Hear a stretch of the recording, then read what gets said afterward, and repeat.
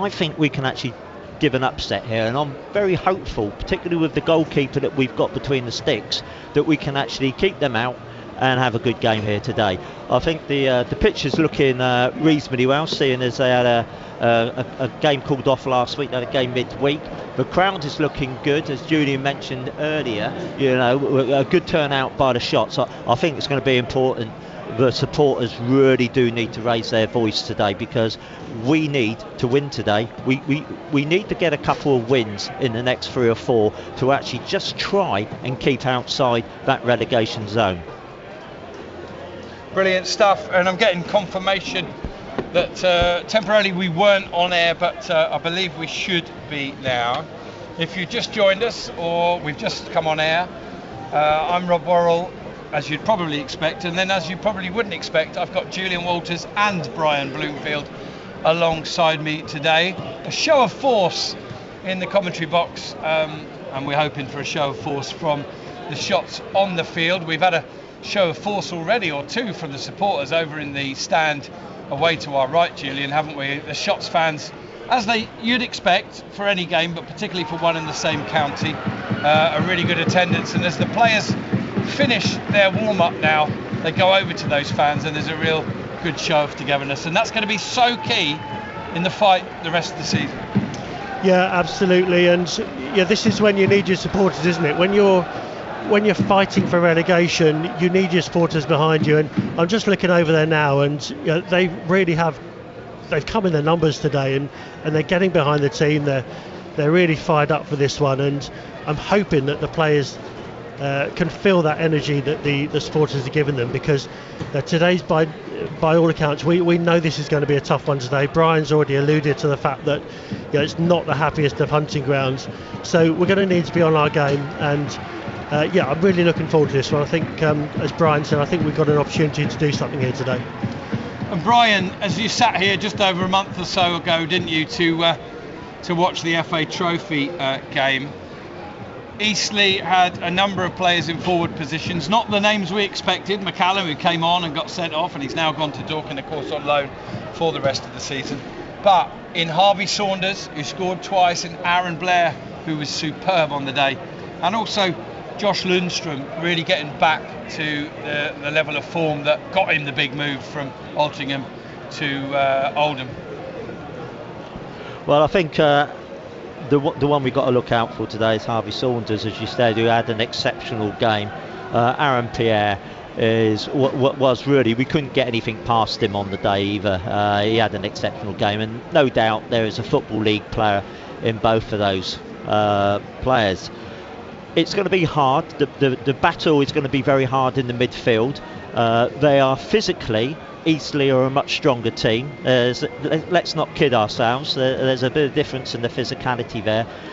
But I always felt we had, even though we lost the last game, I thought our skill sets was pretty good on the day. I always felt that we could actually win that game right until the death. And it was just unfortunate that we actually just couldn't quite make it over the line. But when you've got people even like Archie Harris who are playing for him, we've got Harvey Saunders who can come on and turn a game, it's going to be very difficult for us. But I've got a good vibe about today. I really believe that we can actually do something here. Excellent stuff. That's Brian Bloomfield. Also alongside me is Julian Walters. Good afternoon to Colin Hayden, hearing us loud and clear for loud and clear in Tenerife, and hoping for 3 points today. Let's talk around the bench today, chaps. We've given the team, we'll give it out again. We've mentioned that Ollie Scott's back into the starting lineup, but Julian, on the bench, a couple of names of note. Luke Jenkins, or Jenko, as John Coleman referred to him earlier on, is on the bench. Kiban Rai, Kwame Thomas, Pat Nash, Hadi Gandor, Toby Nelson. I think we know why he's there. He's one of those from the younger group, really pushing to get involved and not looking overall when he comes. But another name there on the bench, Caden Hughes, as well. So under John Coleman, still there are places for youngsters, and that was something that Tommy always never shied away from. Yeah, it's encouraging. Probably partly down to the fact that we have lost a couple of players this week, but it's really good to see that the Toby Nelsons and the Caden Hughes on the bench. It gives them belief that there is a pathway through, right from the bottom right to the top. You mentioned Luke Jenkins on the bench. I'm a huge fan of Luke. I think he's a great player, and it's been really unfortunate with the amount of injuries he's had. I don't know if you remember, Rob, but we saw him a couple of years ago now, the England C game against Wales. Yeah. And from that moment, he really impressed me, and I was so delighted when we beat off a number of teams to sign him last summer. But he's not got going yet, and I'm just hoping that he's finally over his injuries. And that he gets some games. Yeah, in fairness, having spoken to Luke, and just a bit of clarity on that, he never really had a serious injury in football until that injury. And if you've been following Luke on Instagram, a bit like Ollie Harfield, probably not to the same extent, but he's recorded his return journey over the last year or so. And it's one of the most severe injuries in football, and this is a huge moment today for him to be named in a squad again. As Julian said, we did see Luke Jenkins for England C in that Wales game in Swansea, more than a year, of course, ago now. But a little story from that day that's not publicly known is that me and Joe Pope, Off the Line blog, were there doing a podcast special for England C. And we had a chat lined up with Paul Fairclough and Mick Payne, the management team. And just as we were starting to record that, Luke Jenkins came up to the room we were in and gave his training kit back and proceeded to get a dressing down from Mick Payne. The reason he was late returning his kit was they'd finished the training session and he'd gone to the gym to work out, and that's why he still had the kit on. That's the kind of human being that Luke Jenkins is. Takes a lot of care over his body, like Ollie Harfield did, and for these chaps who pride themselves on their fitness and their condition, to be out of football for a year or more is hugely testing physically, but equally, as Ollie has articulated, mentally as well, isn't it? Yeah, and it's the mental thing which can be as big a deal as the actual physical thing. I was talking to Brian off air earlier on about mental resilience is such an important part of being a footballer these days. And actually in my day job I look after a number of sports people with regard to mental resilience, and it can be the making or breaking of a player. So I'm absolutely sure Luke's got it in abundance, and as I said, so happy to see him back on the bench today.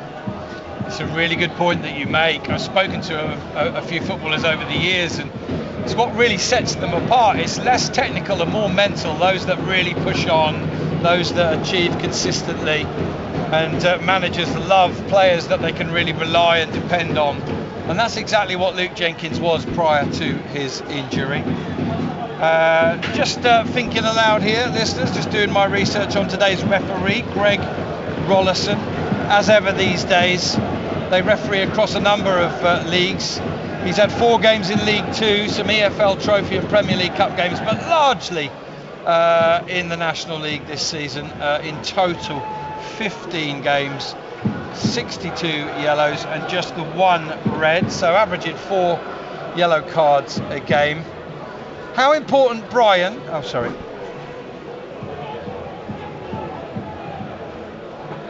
Thank you to our producer. And Brian, question to you. 1 second. Because that's completely throwing me off and I've forgotten what the question was. But just describe conditions here. And look at that away section, Brian, filling up now. It's going to be close to a sellout in the area they're in, isn't it?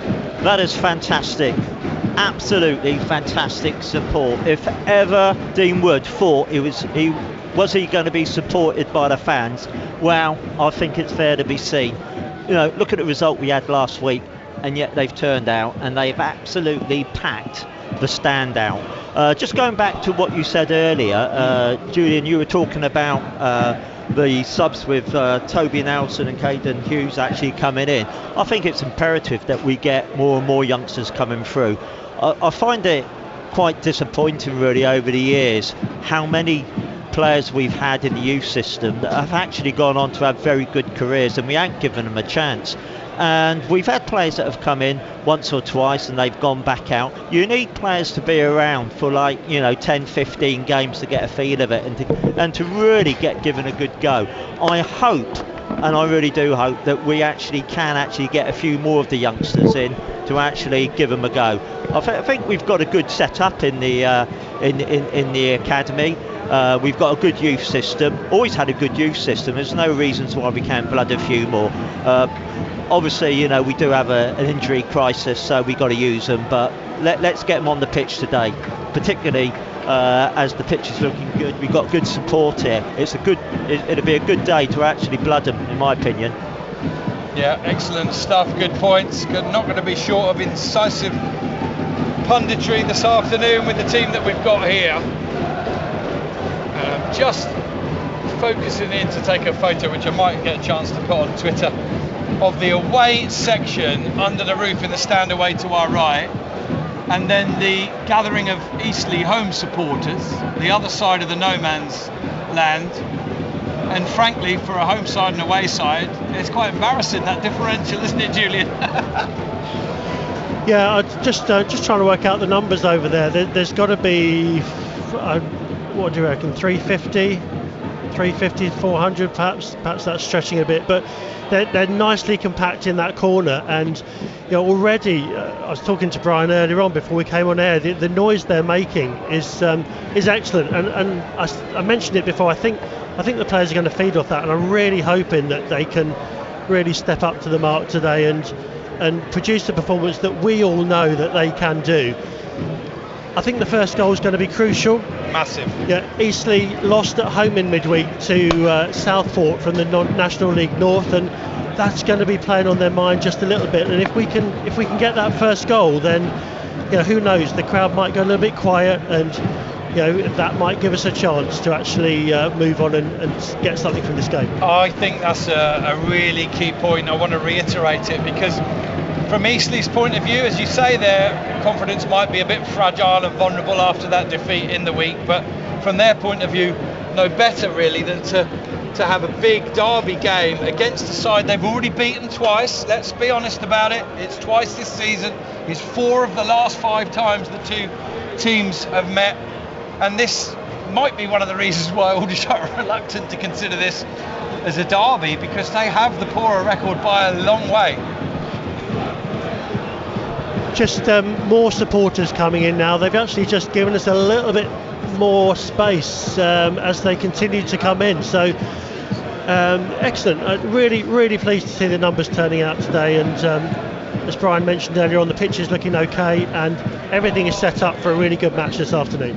Yeah, the FA Trophy game at home to Southport was called off 7 days ago, but played despite a few doubts in the week. And it's one of those scenarios where we can see the pitch has been cutting up, but looks like it's recovering quite well. Here come the teams at the Silver Lake. Can today be a day that the Shots show the best side of themselves against opposition in which too often they've come out on the losing side? Great to see those numbers over on the far side, and great to see some sensible in the moment stewarding to make a little bit more room for the Shots fans at the end of the more shallow roofed stand directly opposite us. The section of seating away to the right absolutely packed, both sets of fans goading themselves. A flood flare has gone off, and it's red, which might give a clue to which side sent it. The two sides are shaking hands. Let's run through your lineups this afternoon. For Eastleigh, it might well be a variation on a 4-4-2. Townsend in goal, back 4 left to right, Vokins, Humphreys, Pierre and Spears. And then across the middle, Archie Harris, Kieran Evans, James Waite and Josh Lundstrom. And then Aaron Blair and Harvey Saunders up top. For Aldershot Town, well, we're still guessing at the formation, but the personnel are as follows. Boyce Clark, most definitely in goal, and here now on a contract to the end of the season. Scott Inwood, Nightingale, Hill, Henry, Barrett, Anderson, Hargreaves, Widrington and Charlie Warren. So we'll keep an eye on that, chaps, early doors. That exact Aldershot Town formation, which, let's be honest, if we can't guess it, they'll know Eastleigh are guessing too, right? Yeah, and that's a good point you just made there, Rob, because Eastleigh would have set up to play against the Shots in a certain way, and nothing like a little surprise come 3 p.m. to just get the manager thinking if there's anything that they need to just sort of replay. Both teams go into huddles. Little commentary box huddled together here is myself, Rob Worrell, Julian Walters and Brian Bloomfield. Both joining me for a number of away games this season, and both of them here today. So show of strength in the commentary box, most definitely one in the fan base over there. Aldershot are in their all black kit. They're going to kick away from the end where their fans are in the first half. Eastleigh in their home kit of blue shirts, white shorts and blue socks. From a summarising point of view, my questions will be largely to Julian, and then when I'm going to address Brian, we'll let him know and bring him in as well. Eastleigh have the kick-off, attacking towards the end where their supporters have filled about a third of the seats, and the Shots fans have filled just about all of those available to them. We're waiting for our referee Greg Rollison to get us underway here at the Silver Lake for the third time this season. Aldershot and Eastleigh, the Spitfires and the Shots, about to do battle here at the Silver Lake.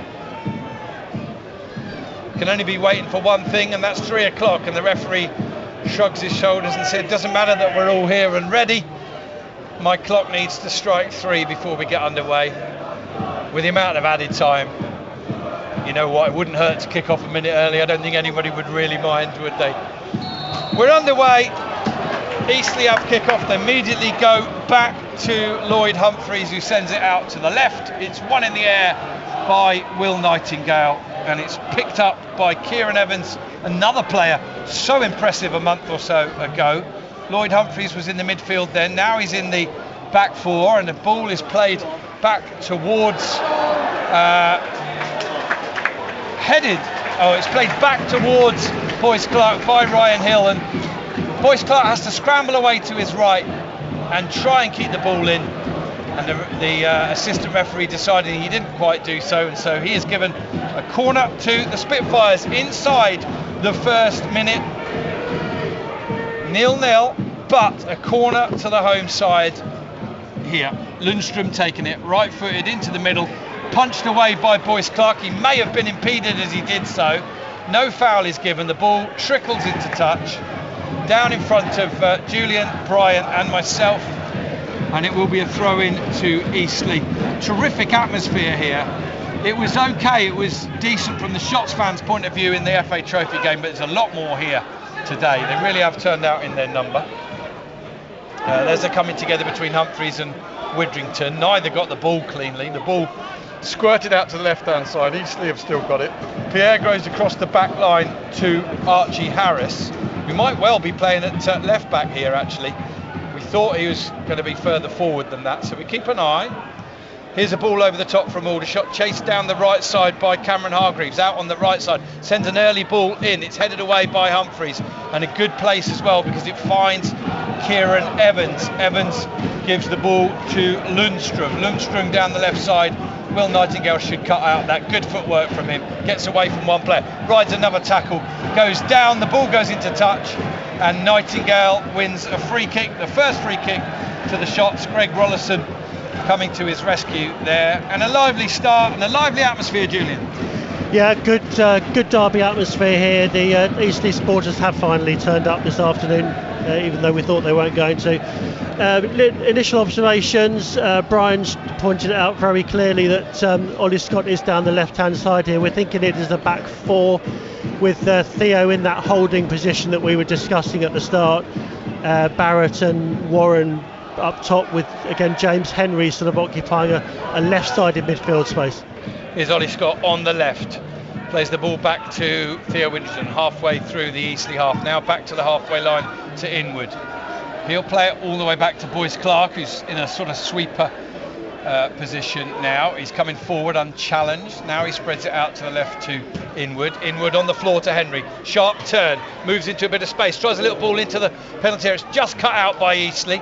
An Aldershot there in number. Ball comes out to Barrett, edge of the area. Sends it out to the right hand side to Ryan Hill. Hill back inside to Barrett. Barrett back to Hill. On the right side now, up against Fokins. Plays it back to Cameron Hargreaves. Ball into Keane Anderson, who's well forward. Tries a little turn on the edge of the penalty area. Eastleigh put it behind. It's a corner to the shots. We are 3.5 minutes in, 0-0, and a corner each, Julian. Yeah, nice interplay for the shots there, just on the edge of the Eastleigh box there. Hargreaves found a bit of space. It was, I think it was Charlie Warren down the right-hand side there who managed to get the corner. Barrett just standing over it now, and the box is looking pretty packed at the moment, so I expect him to deliver one into the box. Yeah, or he could play it short to Henry. Blair's the only Eastleigh player forward. He's marked by Hill and Ollie Scott. In comes the corner from Barrett.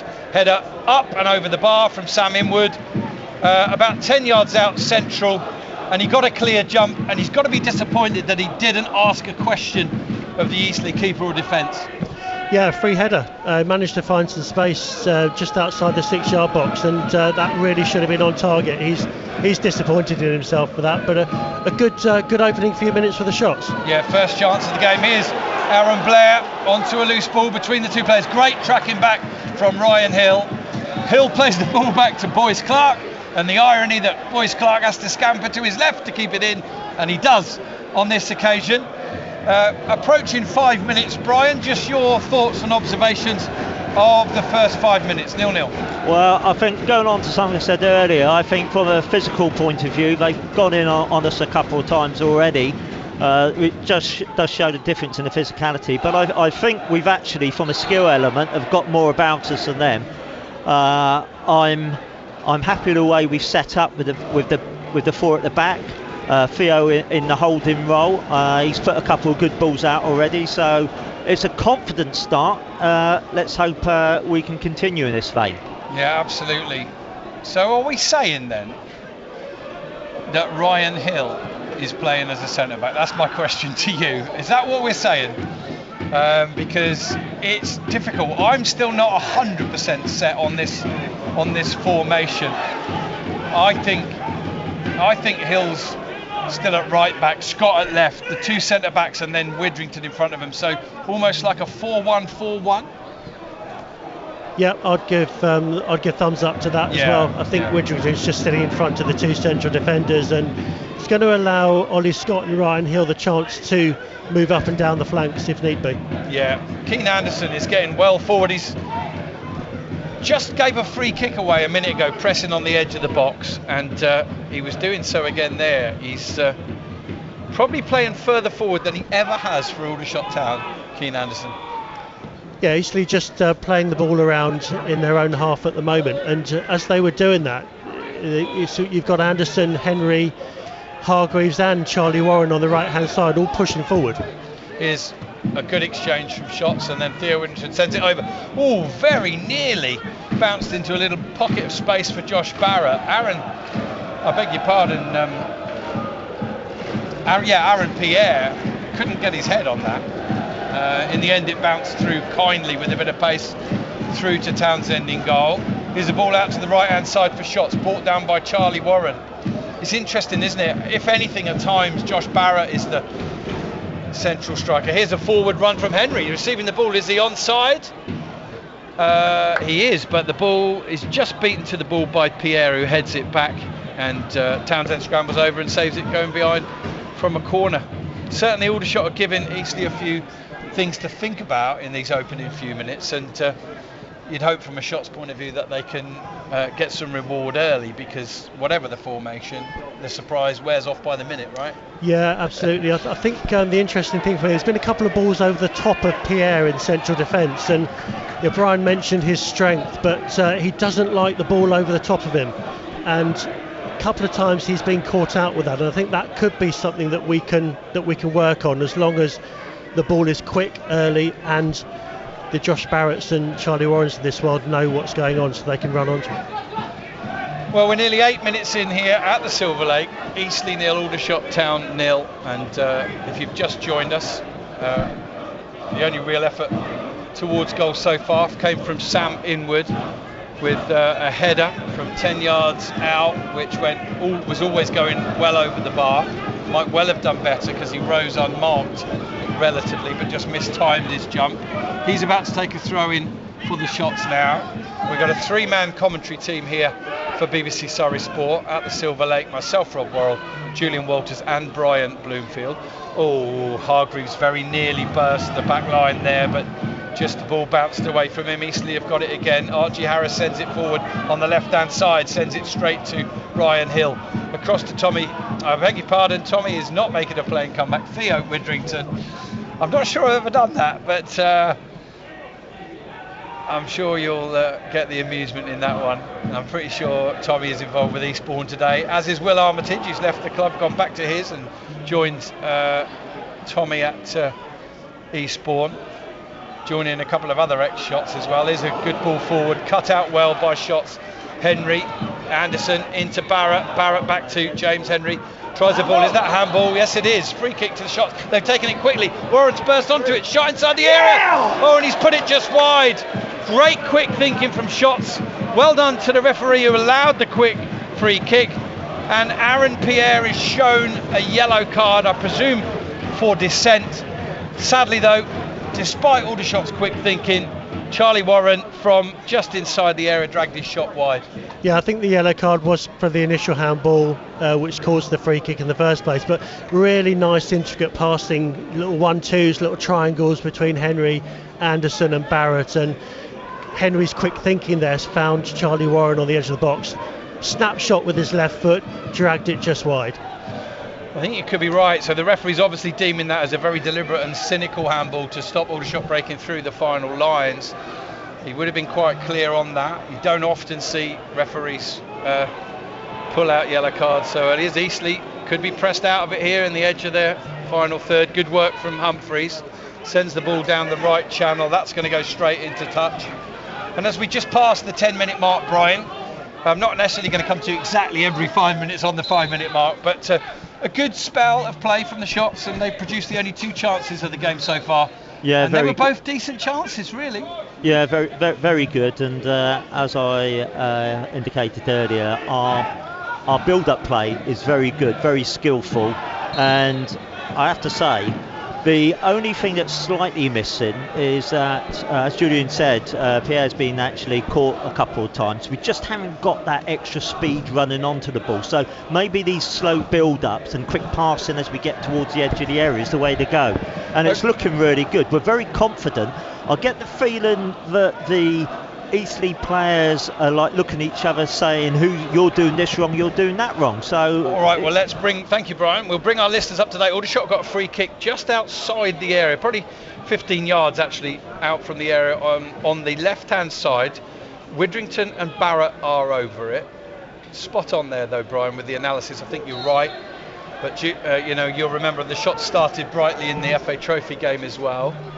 In the 12th minute, Barrett sends in the free kick. It's headed away by Pierre, who's then caught late by an on-rushing Aldershot Town player. Might well have been Will Nightingale.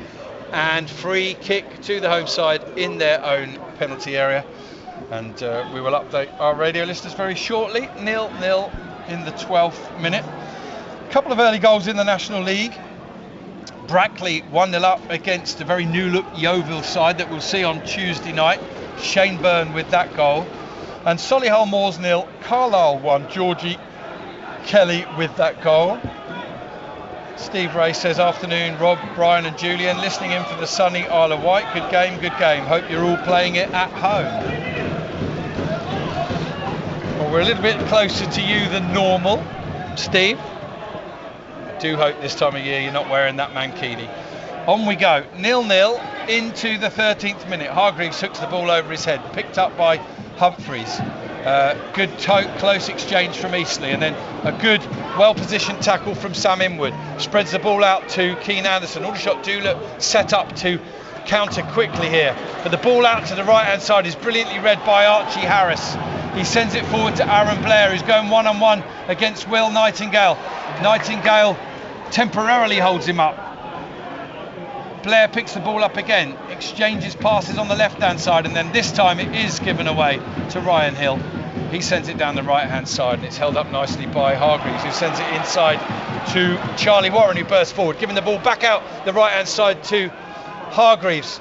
Henry's in the box if they can get onto it. It's cleared away by Humphreys, and again, he's done so well in these opening minutes, as has Pierre. When they've cleared the ball, they've cleared it straight to an Eastleigh player every time. Here's Lundstrom. Rampaging over the halfway line. Eastleigh coming forward. Theo Widdrington comes in, takes the ball, rides the tackle and keeps the ball in on the left hand side. Ball into Henry. And we'll update our radio listeners now.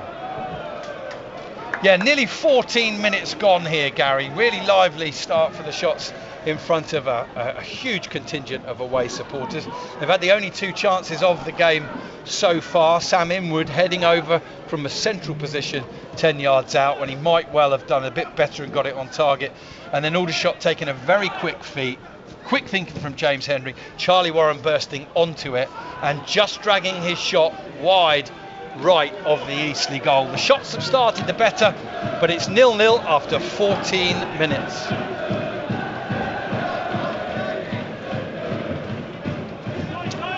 Throw in to Eastleigh just inside their own half, and although there is some generally brightening up this afternoon, it's about 9-10 degrees as well, which we'll take in January every day of the week and twice on Sundays, as they say.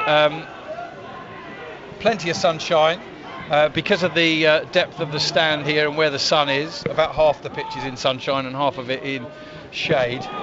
And they've given it away again on the edge of the area here, Eastleigh, but again Keane Anderson's penalised. But it looks promising the way Aldershot's setting up until at least Eastleigh either reshape or approach the game differently. Aldershot looks set to pounce, and they only need to get in once.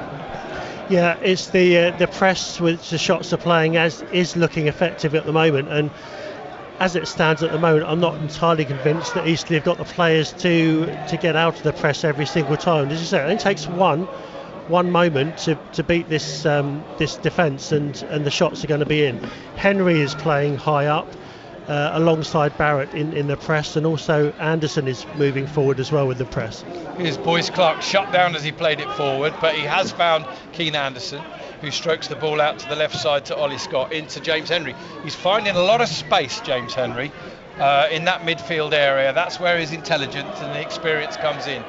Through Hargreaves to Barrett. He's got Ryan Hill outside of him. He turns inside and squares the ball to Theo Widdrington. He'll send it further left to Ollie Scott, who's going to take on his man now. Tries to get in the early ball. Ooh, first time effort from Charlie Warren. Is slightly high and slightly wide, but again encouraging signs for the Shots. But can they strike first? 16 minutes gone, 0-0. Julian. That's a great effort from Charlie Warren there. Ollie Scott was found by Witherington, burst down the left hand side, beat his man, got a quick ball in, and Charlie Warren took the ball on a half volley, and that was just inches wide. That was so close with his left foot. That was a real opportunity.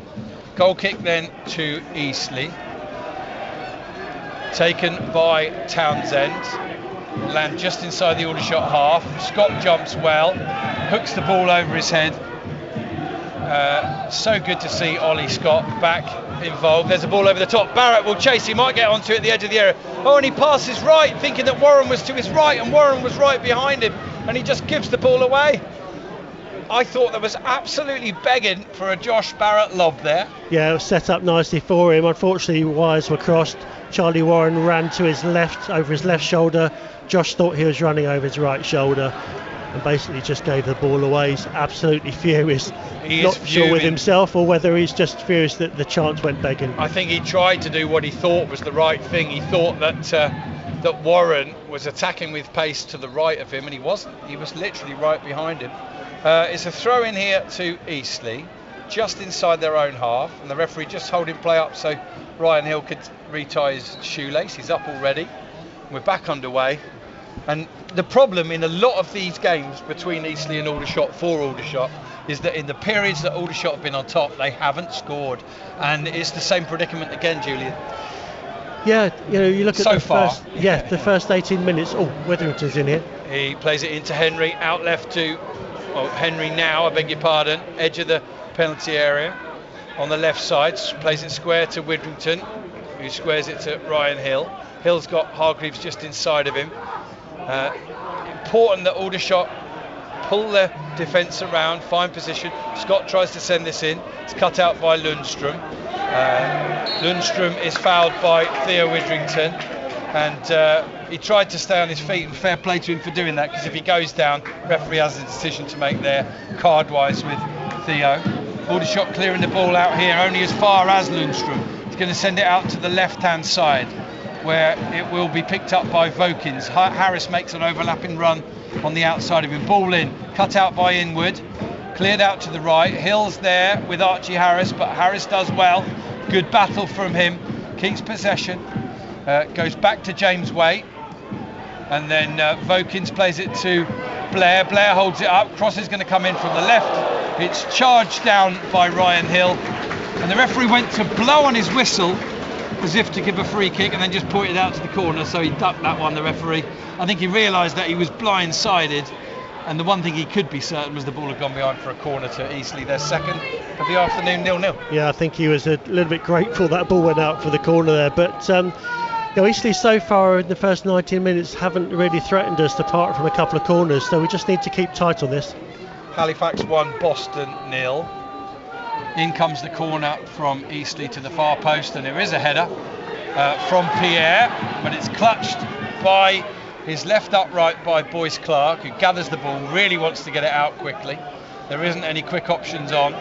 Ollie Scott gets the ball, races, he's already over halfway.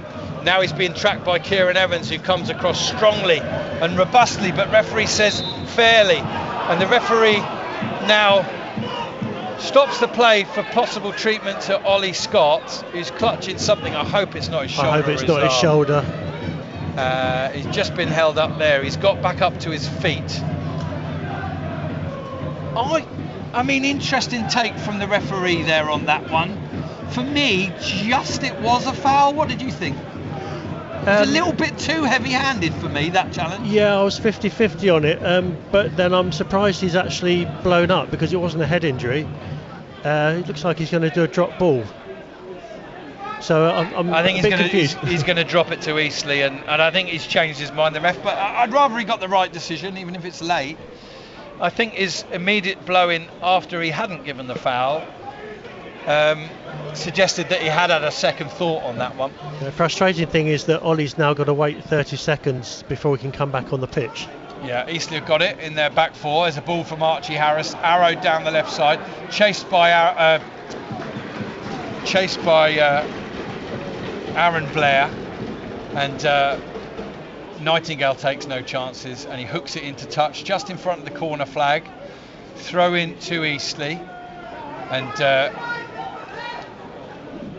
interestingly, Will Spears there was just querying whether the centre backs were going up for it, and he got told no, they're staying.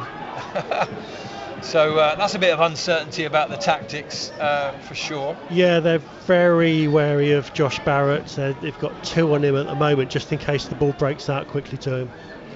Here's Eastleigh, who Vokins it is, can't get it under control. He got the ball back from the throw-in, and it will be a throw-in now to Aldershot in front of their own fans.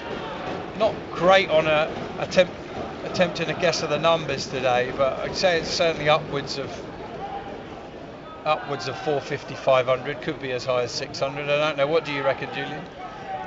I'm just trying to think of what we got last year. We haven't got as many as we did last year. Oh, there's Humphreys just stumbling there. And had it been somebody a bit brisker than James Henry, Aldershot could have been in there. Here's a ball, smart turn from Lundstrom, gets away from Theo Widrington, sends it out to the left-hand side to Vokins. First time ball in, header down is straight at Boyce Clark from Will Spires, and the first effort on goal from Eastleigh in the 23rd minute, so in the second half of the first half. Now Aldershot have got it on the left-hand side, held up by Barrett, goes back to Henry. Barrett receives it again on the left touchline and back through Theo Widrington. Anywhere either side of Boyce Clark with that header from 6, 7, 8 yards out, and it's 1-0 Eastleigh. Got to say, the best chance of the 4 in the match so far. Absolutely, I can't believe he's missed that. He's got a free header on the 6-yard line and he's headed it straight at the keeper. Unbelievable. Here's Aldershot picking the ball up on the edge of the area. Ryan Hill's going to try a shot. Oh, it's a beauty. It's always just too high, but he really got thumping bit of power behind it. And it's Aldershot Town's 4th attempt on goal in the opening 23 and a half minutes. Yeah, close but no cigar for Ryan Hill. Yeah, worth a try. He was probably 25 yards out, and we know how good his right foots are. Definitely worth a go from there. We've just stolen this. Aldershot have won it again in the final third, but just run out of pitch there, Henry. One of the aspects of modern day football is the finishers, and we've talked about that Aldershot Town bench, which includes Luke Jenkins again. You've got players out there in James Henry and particularly in Ollie Scott that they're probably not going to go the distance today, so later on, whatever the state of the game, the finishers as ever are going to be important. They were, of course, in that FA Trophy game, and one mustn't forget that in the dying seconds of added time there, Tristan Abrahams missed a glorious chance to put the ball into what was an empty net that would have taken the game to penalties, or extra time, I beg your pardon. Yeah, you mentioned the finishers. We've got Hadi and Kiban Rai on the bench, and Kwame to come on to hold the ball up as well. So there are definitely some options should John Coleman need them. Here's Nightingale onto a ball. Good footwork from him as ever. So good with the ball at his feet. Receives the ball back now from Boyce Clark. Shifts it straight up to Ollie Scott. Scott drives it down the left-hand side. Charlie Warren will compete with Aaron Pierre, who can only just lift it in the air and into touch. Throw-ins taken quickly by Warren. Finds Henry. Henry into Barrett. Barrett back out to Ollie Scott. Inside to Theo Widrington. 0-0, 25 minutes gone, but shots with 4 of the 5 chances in the match so far. Here's Ryan Hill skipping past his man. Vokins just gets a yard on him. Comes back now. Inside to Josh Barrett. He's got a tiny bit of room in front of him. On his left foot, ball into the feet of Henry. He can't get it under control. Eastleigh clear it forward. Will Nightingale is into the back of Harvey Saunders, who's had a relatively quiet start to the game so far today. Referee Greg Rollison deems it to be a foul just inside the centre circle. 0-0 here at the Silver Lake. 25 and a half minutes gone. Yeah, I think Nightingale probably did the right thing there. That did look potentially quite a dangerous situation. Here's a smart turn from Aaron Blair. He's got Inwood tracking him, plays it to Vokins. Vokins sends it back inside. Oh, great positioning from Inwood. And Inwood plays it up to Keane Anderson. No Christy Grogan, of course, today. Got a second yellow last week, and so he'll miss the one game. He's been good, hasn't he, Christy Grogan, since he's been here from the first game. I don't know how he played last week. Were either of you chaps at the game last week? Yeah, Brian was there. Yeah, I thought he had a good game, but to be honest with you, there weren't many. They did have a good game. we were steamrolled last week. Have to say, we've had what now 26 minutes, right, and I think we've had 75%. Thank you, Brian. Yes, hi Gary. It's still 0-0. 5 chances in the game now. 4 of them to Aldershot actually. Charlie Warren involved in a couple. They're on the attack now, but that ball's given away by Josh Barrett. Eastleigh though probably have had the best chance. A header just 8 yards out from Waite, and had he put it either side of Boyce Clark, Eastleigh would have led this game. But as it is, it remains 0-0, just about 27 minutes gone, but the shots have made a bright start in the opening half hour. Apologies, Brian, had you finished your point there? You got it in very quickly at the end as you realised they were coming to us. Yeah, exactly, yeah. No, I think we have maybe 75% of the play. I think Inwood's having a great game at the back. There's no doubt about it. I think he's. There's a pack towards his goal by Nightingale, finds Boyce Clark, who then just does a little chop back on the onrush in Saunders, buys himself a bit of time and space, finds Inwood with the ball forward. That's well read by Kieran Evans. He plays it back to Lloyd Humphreys, who lifts the ball into the right channel for Aaron Blair to pick up. He's down towards the byline, holding the ball up now. He's got Theo Widrington tracking him. He goes further back to Humphreys, who's inside the Aldershot half now. 28 minutes very nearly gone, 0-0. Ball played back to Aaron Pierre. Bit of footwork and trickery to get away from Josh Barrett, who remains the most central and most forward play for the shots, where it's largely Henry on the left side of him, Warren on the right side, and then a combination of Anderson and Hargreaves pushing up in the midfield. There's a strong push there from Sam Inwood on Aaron Blair on the touchline. The assistant referee involved. Hopefully, quick word for the ref and crack on with it. But Inwood needs to be careful. You can't lift your hands in those positions. He just kind of got his hands up and pushed him away thoroughly, didn't he? But referee going to have a word only, by the looks of it, with Sam Inwood. Now he's calling Spears in as well. I don't know why, because it was Aaron Blair that was the player involved. I think Spears came in after the initial thing to just heat it up a little bit and just having a sensible word. I think the ref's done well so far. Shake of hands between the players. I think you're spot on. I think he's saying, look, you guys, you compete as hard as you can. Let me referee the game, basically. I'll make the decisions. All right, Sam Inwood, frustrated there. It's a throw in to Eastleigh. Spears gets it back, and the ball's cleared forward by Ollie Scott, who's caught quite robustly by Spears. And for the second time in the opening half an hour, Ollie Scott is down. He's on his haunches, and he certainly knows he's back, doesn't he, Julian? He's had a couple of clatters now to say welcome back. You've been out for a long time, but welcome back. Yeah, he's been absolutely clattered there, and I get a bit anxious when Ollie Scott goes down at the moment. Yeah, he's only been back in for 29 minutes, and already he's in the wars. But it's great to see him back on the pitch, and obviously offers us something, particularly with Ryan Jones leaving the last few days. He offers us something that no one else does. His heads up in the midfield, ball's cleared forward to Widrington, who just sends it into touch on the left hand side. Still got some sunshine piercing the Silver Lake Stadium, but it's a diagonal strip across the ground, and so it's just a weird mix of darkness and light.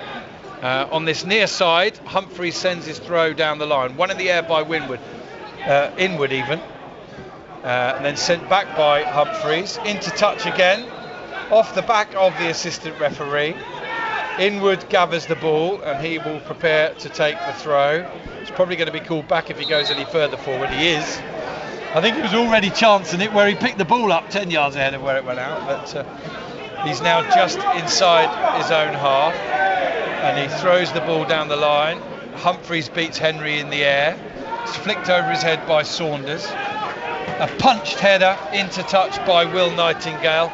If you've just joined us, 31 minutes gone here at the Silver Lake. Eastleigh 0, Aldershot Town 0. The shots with the brighter start over the opening half hour or so, and 4 of the game's early 5 chances. Here's Warren picking the ball up on halfway, sends it out to the right hand side to Barrett on the right hand side of the penalty area. Looks to send it back in, and it's cleared away. And Eastleigh have only cleared it away as far as Ollie Scott. Sends it inside to Theo Widrington, tries a shot from distance, and it's just wide. And there's chance number 6 in the game, chance number 5 to Aldershot. And they trade in those 6 nearly chances for one that actually ripples the net. Julian Walters. Yeah, we're 31 minutes in, and it's been largely the shots dominant with, as you said, sort of 6 out of 7 chances. That was Theo taking a shot from 25 yards out, which just sort of whistled past the post. And there comes a time where you've got to turn this sort of dominance, if you like to call it, into points, and I'm just a bit concerned that as time goes on, Eastleigh are going to get more back into the game, and we've got Scott Bartlett, their manager, down here looking really frustrated with Eastleigh at the moment, and they're only going to get better. So we need to be really on the ball for the next 15 minutes and see if we can get something. Good header away from Nightingale. It's been picked up by Archie Harris. Strong challenge from Keane Anderson. Eastleigh through Lundstrom, appeal for the foul. It's given, and it's kind of a little bit of a surprised. Oh, great! We got a free kick on the edge of the area that they weren't expecting, Brian. Well, yeah, I mean, I thought the forward handballed it as he went through as well. I don't think that was a foul at all. I think it was a bad decision, but the ref's having a reasonable game, so I'm not going to knock him for that. OK, thank you, Brian. Yeovil equalised at Brackley. Good afternoon to Lindsay Morris, listening in Tenerife as well. Forest Green 1-0 up at Sutton. That'll suit shots. Halifax 1, Boston 1. Solihull Moors 1, Carlisle 1. Gateshead 0, Rochdale 1. Morecambe are 1-0 up though against Scunthorpe through Miguel Aziz. And it's now Braintree 0, Boreham Wood 2. Here at the Silver Lake it's 0-0, but a free kick on the edge of the penalty area for the home side. In comes the ball through the corridor of uncertainty, behind the goal away to the left of Boyce Clark, and a goal kick to the shots, and a pretty wasteful set piece for the home side. Julian. Yeah, very wasteful. Ball just went straight through out, and Kanaya was very comfortable in letting that one go.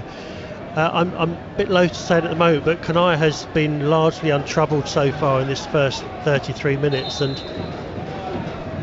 just a bit concerned that, as I said, we haven't really taken our chances so far, and we've had a number of good opportunities to be in front by now. OK, so still 0-0, encouraging display from the shots, both defensively and going forward so far. But here's Inwood under a little bit of pressure, does well to get out of it. Saunders and Blair going for the pincer movement there. Here's Nightingale, plays the ball on the floor up to Barrett. He's well inside his own half, sends it out to the right hand side to Hill. Hill gives it back to Barrett. Barrett carrying the ball into the centre circle. Now he'll shift it out to the right hand side where Hargreaves picks it up for the shots. Further wide to the touchline to Hill, inside to Theo Whittington. Now he's going to try a diagonal ball out to the left. Ollie Scott's chasing it. It's just a little bit too far ahead of him. Not a bad idea, but drifts into touch just down by the corner flag away to our left. It'll be a throw in to Eastleigh. And we are approaching 35 minutes here at the Silver Lake. 0-0 still the score. Lloyd Humphreys is going to take this throw down the right touchline, flicked on by Aaron Blair. Nightingale wriggles away from Saunders, who bears down on Hill, who lifts the ball out to the left side. Should be easy header for Humphreys, it is, but he can only find touch. And I think Aldershot have really tried to be a bit more spark about them today. They tried to move the ball quickly, attack quickly. Hasn't quite come off, but it is, you feel, what they need to do if they're going to have more success at one end from the other. Yeah, I think so. They've mixed it up quite nicely with lots of intricate play in and around the box, with a couple of long balls over the top as well. So it's keeping them guessing. Good move here on the left hand side. Keane Anderson's gone down. Ollie Scott sends it in. It goes past Vokins. It'll be chased down by Hargreaves. He's got Barrett inside of him and Hill. Hill will feed Barrett now. Swivels close to the edge of the area. Plays it out wide to Hargreaves. Gets it back from Hargreaves. Twists, turns, does a 360 degree turn before finding Hargreaves again. Hargreaves now inside to Hill. Aldershot keeping the ball well but going nowhere, and Hargreaves tries to send it in. It's blocked into touch. Takes the throw quickly inside to Hill. Hill to Warren. Quick feet from him, but shows enough of it to Archie Harris to clear it forward. Will Nightingale's well positioned. He'll play it all the way back to Kanaya Boyce Clark.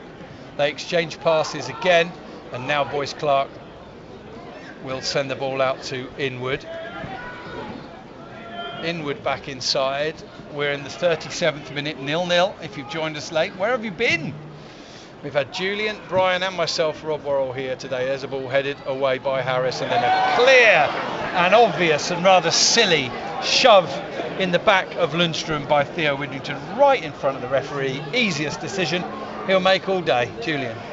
Yeah, it's hard to believe he's done that right in front of the ref. It's no need, was there? No need there was at all. No need whatsoever. Ball in the Eastleigh half. The ball was going back towards the Eastleigh goal. So disappointing decision from Theo there.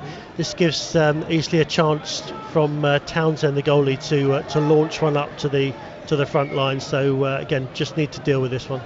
Doing well generally in that position in front of the back four. Just a silly moment there. Oh, well done Inwood to get his foot around Blair and hook that one away, but Eastleigh have still got it. Here's the ball over the top. One in the air by Inwood up to James Henry. As soon as he brings the ball down, it's taken off him cleanly. Good battle here, and Aldershot prevail with the ball. Widrington, good quick early pass, finds Hargreaves, but he's shut down by Saunders. Out to the right hand side now to Ryan Hill. He's coming over halfway now. He's got Warren running ahead of him, but with his back to him couldn't really try the pass. He goes back to Nightingale, and Nightingale across to Inwood. It looks as though Forest Green, who were 1-0 up at Sutton, have had a red card. Here's Keane Anderson taking the ball nicely, and then just as silly a push from Humphreys in the back of him. Yeah, I think Anderson had he turned away from him. Done him. Yeah, had done team. him. So it was a bit of a clumsy push, but probably a bit of intention there as well. A lot for me. Anyway, the ball's back underway. The game's back underway. Boyce Clark arrows it out to the left side. Oh, beautifully taken by Ollie Scott, but then well read. And then he has hands in the back of Spears, I beg your pardon. And it's a free kick now to Eastleigh at the other end. So a scrappy passage of play, Brian, in the game as we got sort of 6 minutes or so until half time. If it plays out like this for another 6 minutes, which of the teams do you think will go in happier at the break? Because I think potentially Aldershot will be unhappy they're not ahead, and Eastleigh unhappy that they're having so little of the game. Well, Eastleigh really haven't been in the game, and as you said, we've had maybe about 6 chances and we haven't managed to actually get a goal yet. And you do wonder, this Eastleigh side is going to have some passage at some time, and you do wonder whether we can actually hold out.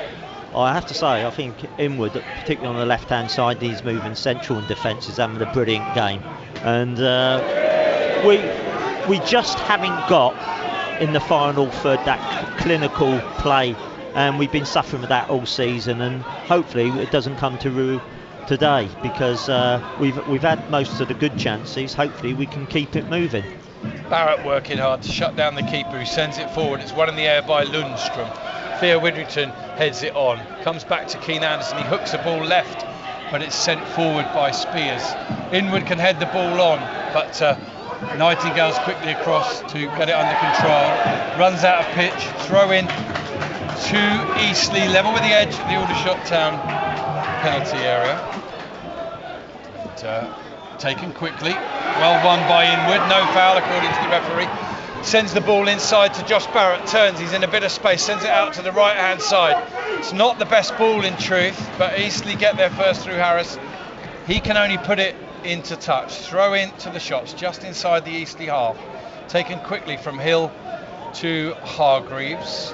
Hargreaves back to Nightingale, runs out of room down the right hand side, sends it forward into space, picked up by Aaron Pierre. Into the final 5 minutes of the first half we go. Eastleigh playing it across the back line, and Spears shows almost a bit too much of it to good tackle, good win. I thought it was a good win from Keane Anderson, but again he's been penalised. He's saying to the ref, I won the ball cleanly, but the ref's having none of it. But Eastleigh are leading a dangerous life on that back line. Yeah, really frustrating that for Shots fans. That looked to me to be a great tackle from Anderson, and Henry would have been away, but ref had different ideas. But yeah, you're absolutely right. They're still looking uncertain on the edge of their box as the Shots continue to press, and it's only going to be hopefully a matter of time before one of these pressing movements comes off. Is the free kick taken by the keeper, Townsend. Bit of head tennis, helped forward by Hargreaves, cleared away by Pierre, but only to Warren, who's popping up everywhere. He's going to shift the ball out to the right hand side to Ryan Hill, and then go back and look for it again. Always willing to show for the ball, Charlie Warren, enjoying his time here at the Shots. Aldershot coming inside with Hargreaves. Hill has wandered inside. Now he finds Warren, who can take on his man. Oh, good skills. He's beaten him down the right-hand side, Warren, but he's still got 2 players to beat. And then he is chopped down. And as he's done, particularly in the recent weeks at Sutton, he wins Aldershot Town a free kick.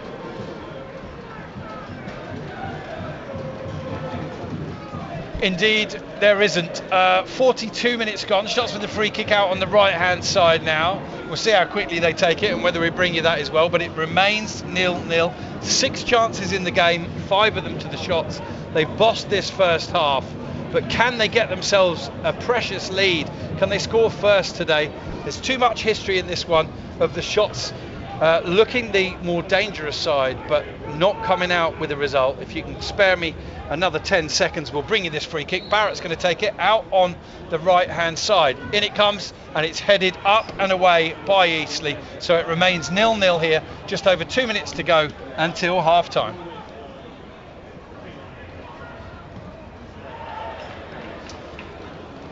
Pretty aimless clearance from Archie Harris, straight into touch, and while the ball's bouncing around in the towards the motorway there on the far side, Aldershot grabbed another ball and threw it in too quickly apparently for the referee. Here's a ball played forward by Nightingale, chased down by Warren. He's to the edge of the area, comes to the byline, comes out as far as Henry, and his first touch can't get it under control. Now a second one is better on the touchline, plays it back to Hill inside to Theo Widrington. He sends a ball in, a little downward header, half cleared, and then just wide. It's a goal kick to Eastleigh, and somehow between them, Keane Anderson and Ollie Scott couldn't bundle it home. It's chance number 7 in the game and the 6th one to Aldershot, and it remains 0-0. Julian. That was so close. A flowing move from the shots. Theo knocked a really, really clever cross into the back post with Ollie Scott and Keane Anderson trying to get on the end of it, and the ball's just squirmed away just inches past the post. That was so close. Aldershot do not need a hard luck story here today. Referee allowing play on there, and rightly so in my book. Eastleigh get the ball with Archie Harris and send it all the way back to Townsend. Townsend clears to halfway. Great jump from Harvey Saunders, but he doesn't get clean contact. Head tennis, hooked forward by Ollie Scott, and Barrett had just moved away from the area it went into. Just little things that are not quite coming off, are they? Here's Eastleigh playing it across the back line again. Townsend clears towards halfway. Theo Widrington puts an arm on the back of the man in front of him, wins the header. Ball out from Aaron Pierre out to the right hand side.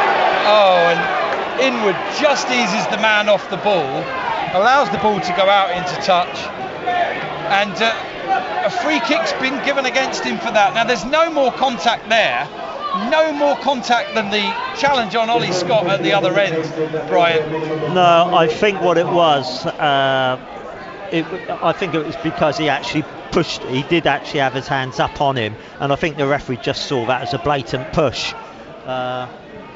Obviously it gives him a chance. Plus it's what, 5 or 10 minutes after he was involved in an incident like that, and so he's not been given the benefit of the doubt. Brackley have now gone 2-1 up against Yeovil, and here at the Silver Lake, agonisingly for the shots, they got a free kick to defend here, 0-0, despite being the better side and having 6 of the 7 chances in the match so far.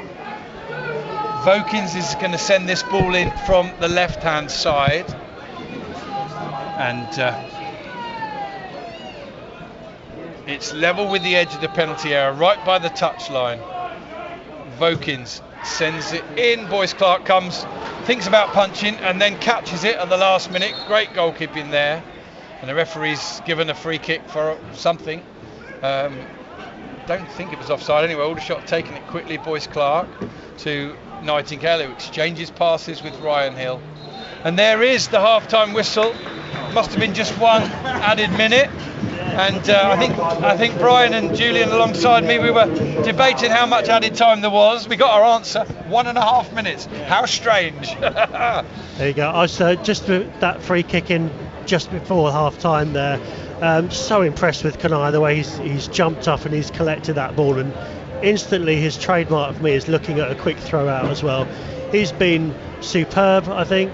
largely untroubled through this half. The only danger that Eastleigh have posed is with a couple of corners and a couple of free kicks into the box, but all very comfortably dealt with in my eyes. And I think the large majority of the play has been in the Eastleigh half with those sort of 5-6 chances that shots they've created.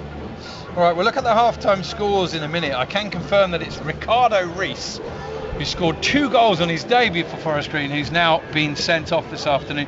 But Brian, just coming to you on the first half here.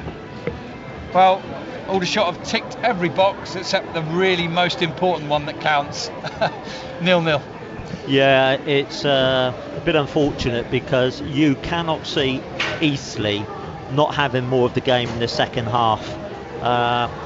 Having said that, I think it's already been mentioned, Boyce Clark's having a really good game. He looks very commanding. I haven't seen a goalkeeper as commanding and, more importantly, as confident in goal for a while. And that goes out also to the defenders, who are very, when you've got a goalkeeper that good, they are confident that he's going to come for the ball. I feel the forwards, we just don't have that bit of pace, that bit of turn of speed on the front. Everything to me seems like it could come from Warren on the right, or Scott on the left. You don't think, or I don't think it's going to come from the central part. I thought Theo had a really good first 20 minutes. He took the lunge on the halfway line on 20 minutes where they nearly scored, and since then he's been very quiet. Inwood's been absolutely fantastic. He's been a colossus at the back.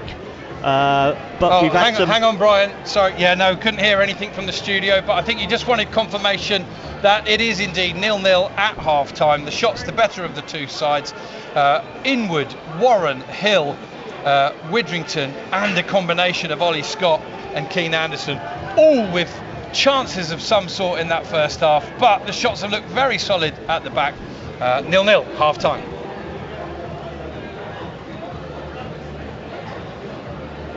No worries. Brian, just coming back to you then. Sorry to cut you off in your prime again. You didn't realise you were in your prime still, did you? I certainly that went a long time ago. And at the moment, as it stands, with Sutton losing at home to Forest Green, as you said, they've had a player sent off. We're out the bottom 4 at the moment. We're playing really well. There's a lot of confidence in this team. A lot has happened over the last sort of week with players, going. But I get a feeling that, good morale there. And, we can hark on about, but, maybe we're not putting the balls away in the back of the net, the Eastleigh net, but that costs a lot of money to get the right players in. But I think our midfield, for the first 20 minutes, was really good. I think it's bypassed them a bit the last sort of 20.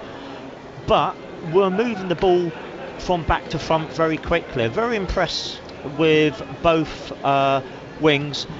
Charlie Warren and Ollie Scott on the left. It's looking good. Whether we can keep this going in the second half, I don't know, because we've had maybe 70% of the play. It's not going to happen in the second half, I wouldn't have thought. No.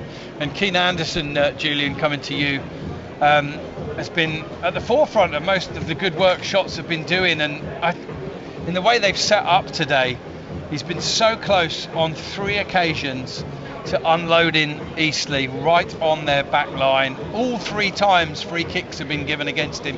I think the first 2 I tended to agree with, the third one not so, as you've already said you didn't. Mention, just thinking about linking this to the players on the bench today and the academy youngsters. We talked about it a little bit before the game and the progression, and I had an interesting message in, which I thought I'd wait till half time, from Waleed Khan, of course, used to look after the academy set up at the Shots, and he said during his tenure, Ross as well, Ross McNeely involved, and the coaching staff developed 14 pathway players onto the first team. 1 went on to a championship club. I'm going to say that must have been Danny Hilton. And 7 got big US scholarships. Also produced 3 under-18 England schoolboys. To name a few of those that have made it from the academy: Keane Anderson, Maxi, Joe, Ashley and Toby. many others as well. And today, of course, we see Toby Nelson, as mentioned there, and Caden Hughes. Certainly the first time I can recall him be on the bench for a first team league game, Julian. Yeah, just going back to your point there about Keane Anderson, I think we highlighted at the start of the game that perhaps if we did have a concern, it was going to be in the midfield and how the midfield was going to shape up against this Eastleigh team. You know, Eastleigh with players like Kieran Evans in there, who's got loads of EFL experience as well. So that was an area, but I have to be honest and say that those guys have, Hargreaves, Anderson in the centre with Theo, have largely controlled the game, and I've been most impressed with Keane Anderson. I think he's been pushing forward at every opportunity he's got, along with James Henry, and this pressing game that we're playing at the moment is forcing Eastleigh backwards. And with Humphreys and Pierre in the back four, who haven't got the greatest of ball skills, if we put it kindly, they're finding it hard.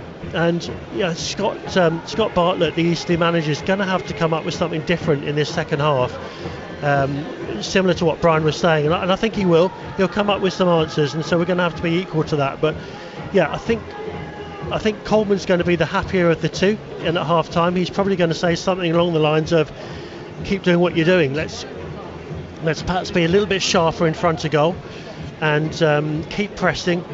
But yeah, be interesting to see what Eastleigh offer in the second half, because at the moment pretty much next to nothing, if I'm being kind to them, that they've offered in the first half.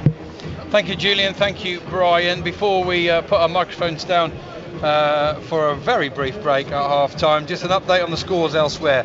Earlier today, Hartlepool 1, Altrincham 0, and when you look at that bottom section of the National League, Altrincham are in that. They were starting the day the highest of those sides, but they are definitely not out of trouble.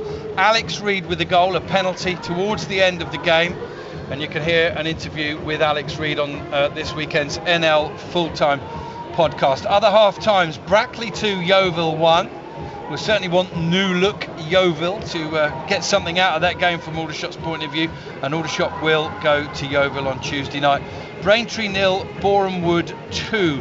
Zach Brunt and Matt Rush with the goals for Boreham Wood, who continue their excellent league form despite their whipping in the FA Cup last week. Halifax 1, Boston 1 at the Shea. Both goals coming midway through the first half. Bray for Halifax and a bow for Boston. Gateshead 0, Rochdale 1. Manny Duku on his debut for Rochdale got that goal. Morecambe 1, Scunthorpe 0 is a rather eye-catching scoreline, not going with league form. Aziz with the goal in the 26th minute. Solihull Moors 2, Carlisle 1. Solihull have come from behind, and it's Lipswich, I can't quite say it, Lipsiuc, who's got both goals after Georgie Kelly's opener. Sutton United 0, Forest Green 1. The goal coming from a McAllister penalty, but Ricardo Rees sent off, and Forest Green there with 10 men in the second half. Truro 0, Tamworth 0, Wealdstone 0, Woking 0. And York City against Southend is a 5:30 kickoff. So that's it from your three-man commentary team. We're going to down tools for at least 3, 4 or even 5 minutes now until the sides come out for the second half. Half-time scoreline here at the Silver Lake: Eastleigh 0, Aldershot Town 0.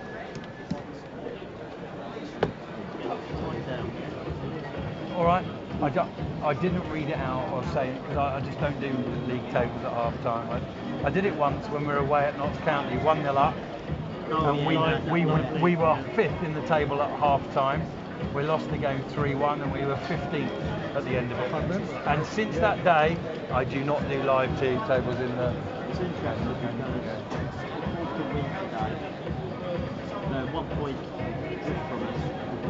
Who?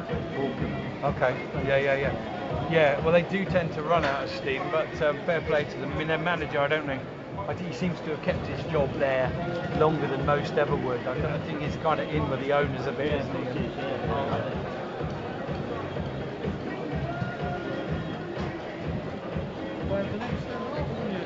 Yeah, like I've said over the years in this game, so many times I've thought Aldershot have looked the more likely, and then Eastleigh have won the game, and that's been the pattern so many times. So you know, yeah, it's encouraging, isn't it? I've got one effort on goal, Spears' header, and it was probably the best chance of the game.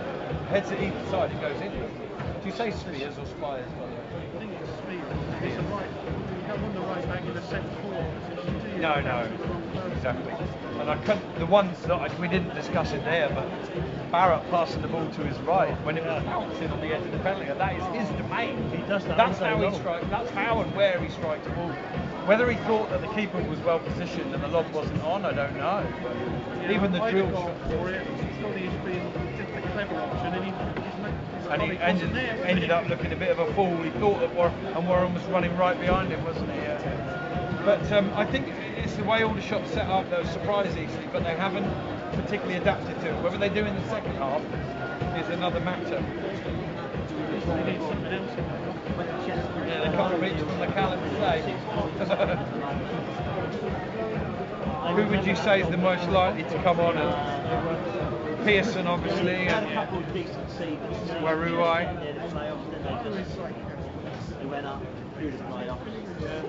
Yeah. It's frustrating that Yeah, he might just replace one of those. smaller teams as us. They're top of League Two.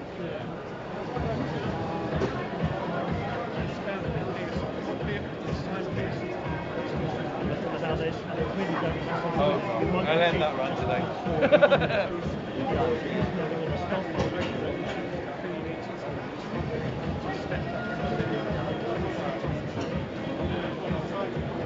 Did you know that James Wade scored the winner against Yorkshire in the FA Cup for Western Super? There's a bit of, I guess it's because of the manager, isn't it? The traffic between the two teams. Yeah. Interestingly now, I don't know which would you say is the popular end, because you know you've got a group of fans there. Some of those have drifted up there now. I don't know. It's Aldershot attacking the end of their supporters really now in the second. Oh yeah. The acoustics of that stand are pretty good actually. Even when there was less than 100 there, the noise was really good.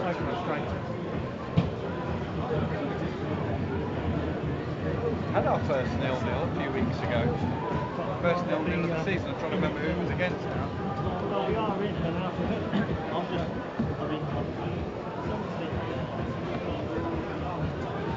Josh isn't really. He was labouring at one point. Yeah. It was about 30 minutes until we were having a rest. And he definitely was having a rest for a couple of minutes. Only 5 minutes. Right, your shots team are out for the second half. No sign yet of Eastleigh or the officials. The half point, they nearly scored. And, you know, he went to pieces.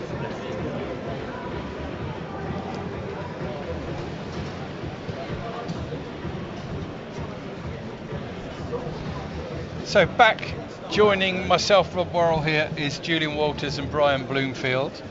I'm going to give you one substitute each off the bench that you would bring on to make an impact in this game. Julian, you've got the microphone, so you can go first. Certainly those out there have put in a good solid first half, haven't they? But who do you think from the bench might potentially make the most difference? So we've talked about it a couple of times already, and Brian alluded to the point that perhaps we need a little bit more pace up front. And I agree absolutely with that. I'm just wondering whether Josh Barrett is not entirely suited to that central role he's playing at the moment. So if it was me, if it was 60 minutes gone and we're still in the same position, I'd be probably either moving Barrett out to the side, taking Henry off, and bringing Hadi Gandor on to just give Pierre and Lloyd Humphreys something extra to think about. Yep, I would concur with that. Brian, you got another name for us that might come on? No, I'll certainly bring Hadi on, no doubt whatsoever, change it up a little bit. Do you know what?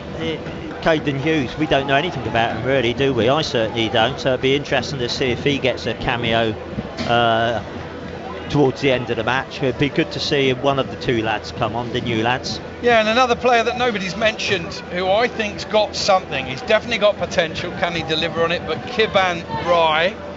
Now, depending on which rumours you listen to this week, I heard a rumour, clearly was wrong, that he'd left the club this week, but he's still here and he is on the bench. Aldershot then will have kick-off in this second half in their all-black strip, unchanged for the second half. We'll run through the lineup in just a minute. Attacking now towards the end where their supporters are housed, out on the left side as they attack and behind the goal on the left side. Here's Widrington playing the ball short out to Ollie Scott. Ball into Henry. His touch, well, it wasn't a great pass, but it's been well won back by Ollie Scott. No, says the referee, it's a free kick. The foul on Kieran Evans. Free kick just inside their own half to Eastleigh. The sun is quickly fading down now and the floodlights are burning brightly in all four corners of the ground. Eastleigh send the ball forward, headed up in the air by Harvey Saunders, headed away by Will Nightingale, back in from Eastleigh, headed down from Lundstrom, is hooked further forward by Cam Hargreaves. Aaron Pierre takes the ball down nicely, volleys it straight down the middle, comes off the head of an Eastleigh player, falls kindly for Aaron Blair. He'll stroke it out to the left hand side to Vokins. Vokins with the early cross and a really good deft header from Sam Inwood, takes the ball off the head of Spears, who runs to retrieve the ball for the throw in on the far side, gets the ball back from Humphreys. Eastleigh looking to have a little bit of pace and tempo about him at the start of this second half. He's going up Spears against Ollie Scott. Scott's done really well. He's slowed him down and the ball's gone behind for what I thought was a goal kick, but a corner has been given to Eastleigh. No complaints from Aldershot, and the assistant referee placed a lot better than me. 46.5 minutes gone, 0-0 here at the Silver Lake. Quick word, Julian. Yeah, lively start from Eastleigh, both down the left-hand side and the right-hand side. That's obviously going to be their plan by the looks of it. But yeah, lively start from them. Just they've got to get this corner defended now. Vokins to take a left-footed in-swinging corner for the home side. 2 minutes into the second half. In it comes centrally. Free kick is given for pushing as Eastleigh bundle the ball into the net. It will not count. And it remains 0-0. Free kick will be taken pretty much as a goal kick inside the area by Kanaya Boyce Clark. Hello to Paul Bertie Reynolds. He said he's got on the truck radio 5 hours left of a 4-day drive from Seattle back to Florida. He'd like to thank all that have wished me a safe drive. Came over recently, got a couple of good results. Here's Eastleigh on the edge of the penalty area. Cross in from the left, appeals for handball against Ryan Hill, not given, takes it under control, plays the ball up to Charlie Warren, back to Hill, Hill forward to Wards Barrett, but again it goes through to Pierre, who just hoofs it forward, and it's caught by Kanaya Boyce Clark. A quick throw out from him finds Ollie Scott, strokes the ball up to James Henry on halfway. Can Henry make an impact in whatever time he has left? There's a push in the back of Keane Anderson. Aldershot looking to take the free kick quickly. Kieran Evans didn't back away. Keane Anderson took it. In the olden days that was a yellow every time. I don't think it is anymore. We'll update our radio listeners shortly. Excellent noise from the Shots faithful at the start of the second half. And the Eastleigh fans respond with theirs. Free kick to the Shots. No goals here yet. It's still 0-0. 3.5 minutes into the second half. Aldershot Town have a free kick out on the left-hand side. They decide to play it short. Eastleigh have had a corner already. Here's Barrett on the left side, drifting in, sending in his ball to the bubble. Will Nightingale scores with his head on the 6-yard line. No flag from the assistant referee, and the Shots take a deserved lead here at the Silver Lake. Lovely ball in from Josh Barrett, another assist for JB. Will Nightingale for the Shots. Eastleigh 0, Aldershot Town 1.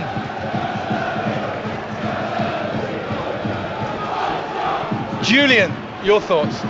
What a super goal that was. Josh Barrett went out on the left-hand side, picked the ball up, got a ball into the centre, and there was Will Nightingale all on his own, headed into an empty net right in front of those supporters, and those supporters are absolutely loving that. It's 1-0 to the Shots.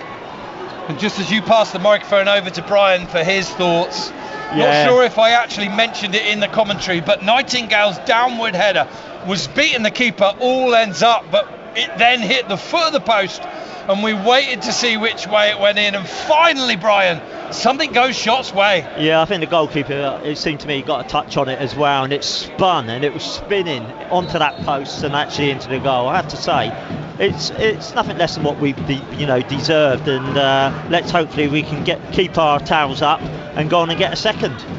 Here's Anderson chasing onto a pass from Warren. Free kick given against him again.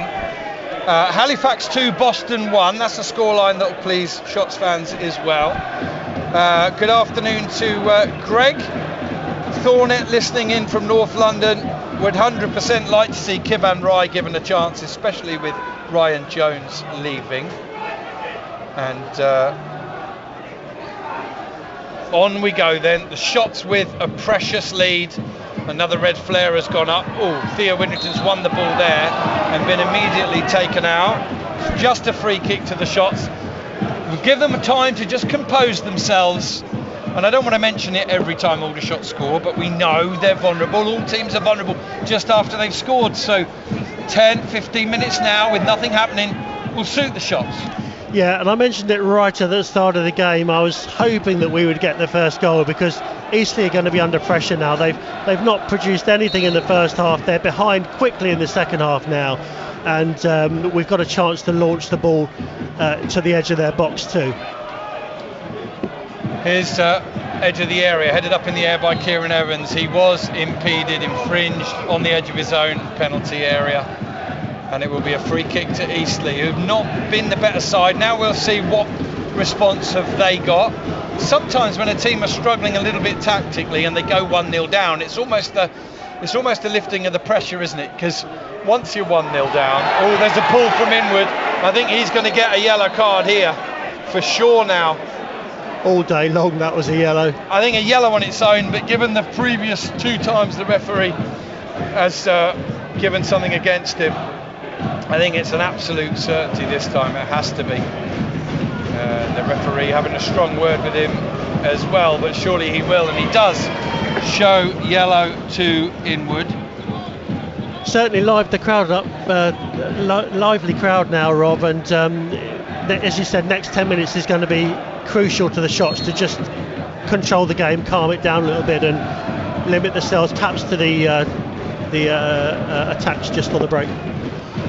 Overlapping run, ball in from Eastleigh, headed away by Hill, only as far as Vokins, who absolutely fires a cracker, but it's always going wide. He got over it really well, he got a lot of power on it, but if you'd have put another goal to the left of Boyce Clark's, I think it would have probably just grazed the left-hand post. The Shots with a vital lead, a deserved one, and it mystifies me so often in football. We talk about sides who have not been the better team winning and leading games, and it just feels a sense of justice about that lead, Julian, because it's the 8th chance of the game and the 7 of them have gone to the Shots.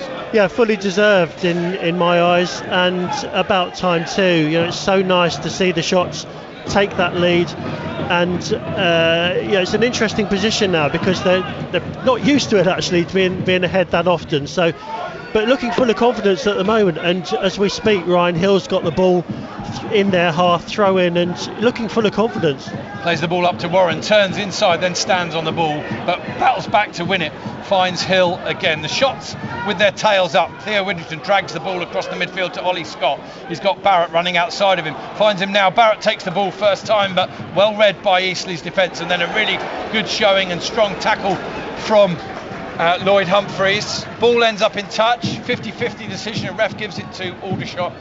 Inwood picks the ball up, level with ourselves here. We're about 15 yards into the Eastleigh half currently, but it's over on the far side. Plenty of noise now from those Shots faithful who've got something. Here's Inwood, ball in, comes off an Eastleigh player, goes all the way through to Townsend, and he quickly bowls it out to the left hand side to Vokins. It's a big ask, but a clean sheet from here for the Shots wins this game, and they've got 35 minutes to make sure that they get that. Good skill and trickery there from Aaron Blair at the last minute, down by the corner flag, played it off of Ollie Scott, and he wins another corner for Eastleigh. So Aldershot with some defending to do as we approach 55 minutes gone here at the Silver Lake.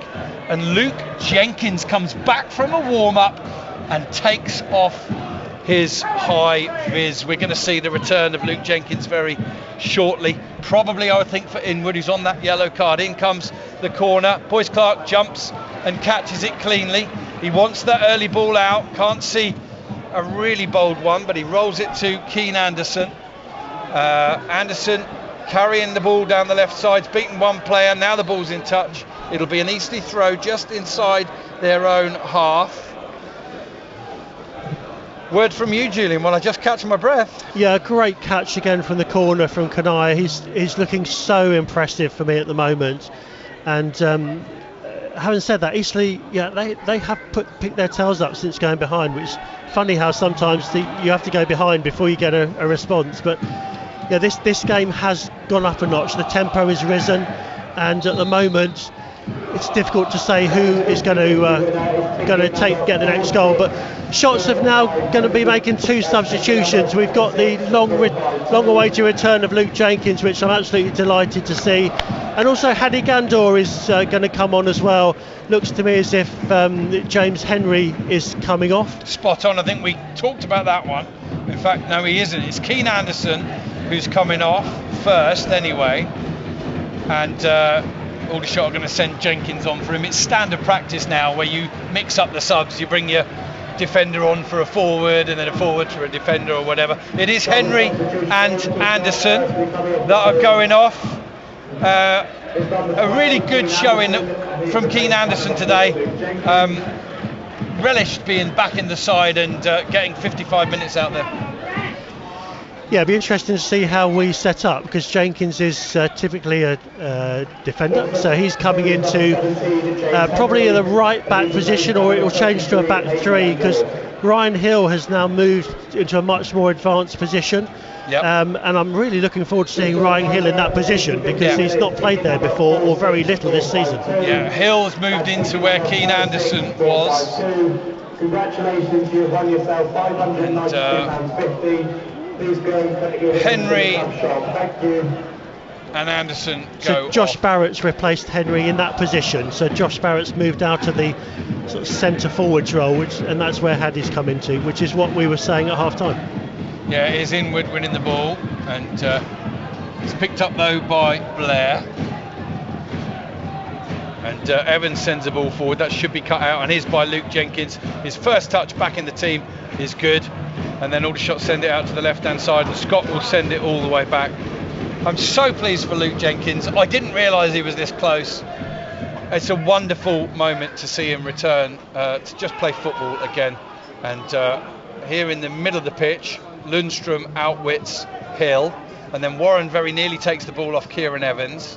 Humphreys is shut down well by Barrett, goes back through Evans to Archie Harris. Left-footed ball is a wicked one there, and then Inwood is pushing up against Blair, and he thinks he's won a goal kick, but he hasn't. It's another corner for Eastleigh, and Aldershot with more defending to do. 58 and a half minutes gone. Eastleigh 0, Aldershot Town 1.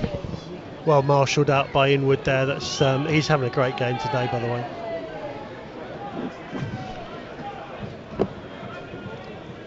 Lundstrom to take this corner. A little bit of a hush around the ground. It's into the near post, cleared up in the air by Ryan Hill. Hadi Gandor gets a foot on it, flicks it away, but Eastleigh are then onto it, and Spears, I think, is it all the way back there. No, I beg your pardon, it's Waite. He goes back to his goalkeeper. 59 minutes have elapsed here at the Silver Lake. Eastleigh 0, Aldershot Town 1. Good jump from Luke Jenkins. Excellent win in the air. And then they send it forward, and it's being chased by Hadi Gandor, who's up against Archie Harris. He's in the penalty area, tries to send a ball in. It's blocked by Harris, and the Shots have a corner. I think it's just their third of the game. And away to our right, they'll be sending it in to the heart of the penalty area. And I tell you what, the best way to secure 3 points today is go and get another one, Julian, isn't it? Absolutely. Hadi's done a great job there. He's got the corner single-handedly, and perhaps it's a bit of the dark arts now, but Josh Barrett is slowly walking his way to the corner flag. He can't find the ball. This is our moment to see if we can get that second goal, which will change the course of the game for sure. And it will certainly increase Aldershot's chances of winning. It floated in by Barrett and caught in his 6-yard box by Townsend, who tries the early ball forward, and Blair is chasing it. He's going to try an early chop. The goal's now open and it's in. Oh, Kanaya Boyce Clark came. He couldn't get there. Blair only had a defender on the line to beat. I think that was Hargreaves, and it goes in, and Aldershot's clean sheet has gone. Eastleigh, who barely looked like scoring all afternoon, have done so. It's Aaron Blair with the goal, and in the 61st minute, Eastleigh won, Shots won. Yeah, that's come direct from the corner. Barrett has floated the ball across, and the Townsend has just launched the ball forward to Blair, who's taken advantage of a mixed up in the Shots defence, and it's now 1-1. Well, Townsend doing a bit of Boyce Clark-esque stuff there with the early ball. 2 defenders and a goalkeeper and Aaron Blair, and somehow or other that ball managed to bounce. Blair got it under control. Kanaya Boyce Clark was committed. Here comes Shots at the other end, inside the penalty area, but Eastleigh have won the ball back. Played up as far as Theo Widrington, plays it into the path of Barrett. Barrett stabs the ball forward. That's been won by Eastleigh. Good skills from Lloyd Humphreys. Lundstrom sends it out to the left hand side, and it's in touch for an Aldershot Town throw. And we will update our radio listeners when we can. Here's Theo Widrington lifting the ball over the top for Hadi Gandor to chase, and he might get onto this inside the penalty area. Holds it up on the edge of it, looking for support inside, comes back on his right foot, one way then the other. He's having his shirt pulled, and then there's a lunge in, and Aldershot get the free kick. Aaron Pierre doesn't like it, but it's spot on from the referee, and Aldershot have a free kick just 2 yards outside the penalty area. And any moment now, for at least the third time today, they're going to come to us on the radio as Aldershot have a free kick on the edge of the area. Okay, Barrett stands over it. Can Aldershot get a vital chance? Surely they deserve more than a point today, but at the moment that's all they are due to get. 27 and a half minutes left in this one. A queue of players inside the penalty area on the edge of the 6-yard box.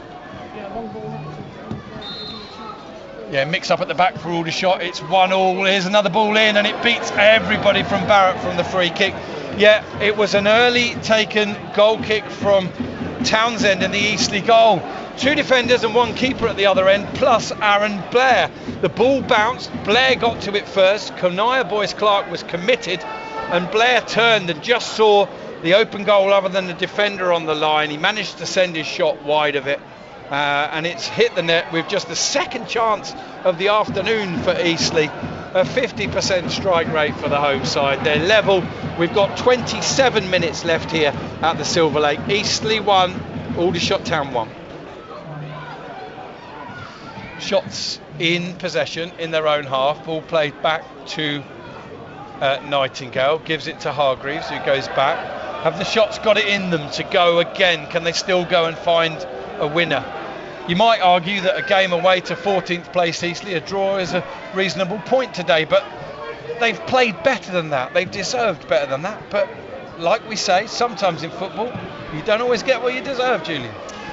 Yeah, and it feels a bit flat that we're only drawing this when it really should be winning it. And really pleased with Hadi as he's come on. He's doing what we were asking him to do, to get behind Aaron Pierre and cause that indecision. Defenders hate having their backs, their fronts toward goal. They hate to do that, and Hadi is causing them a few problems up front. So yes, I'm ever hopeful.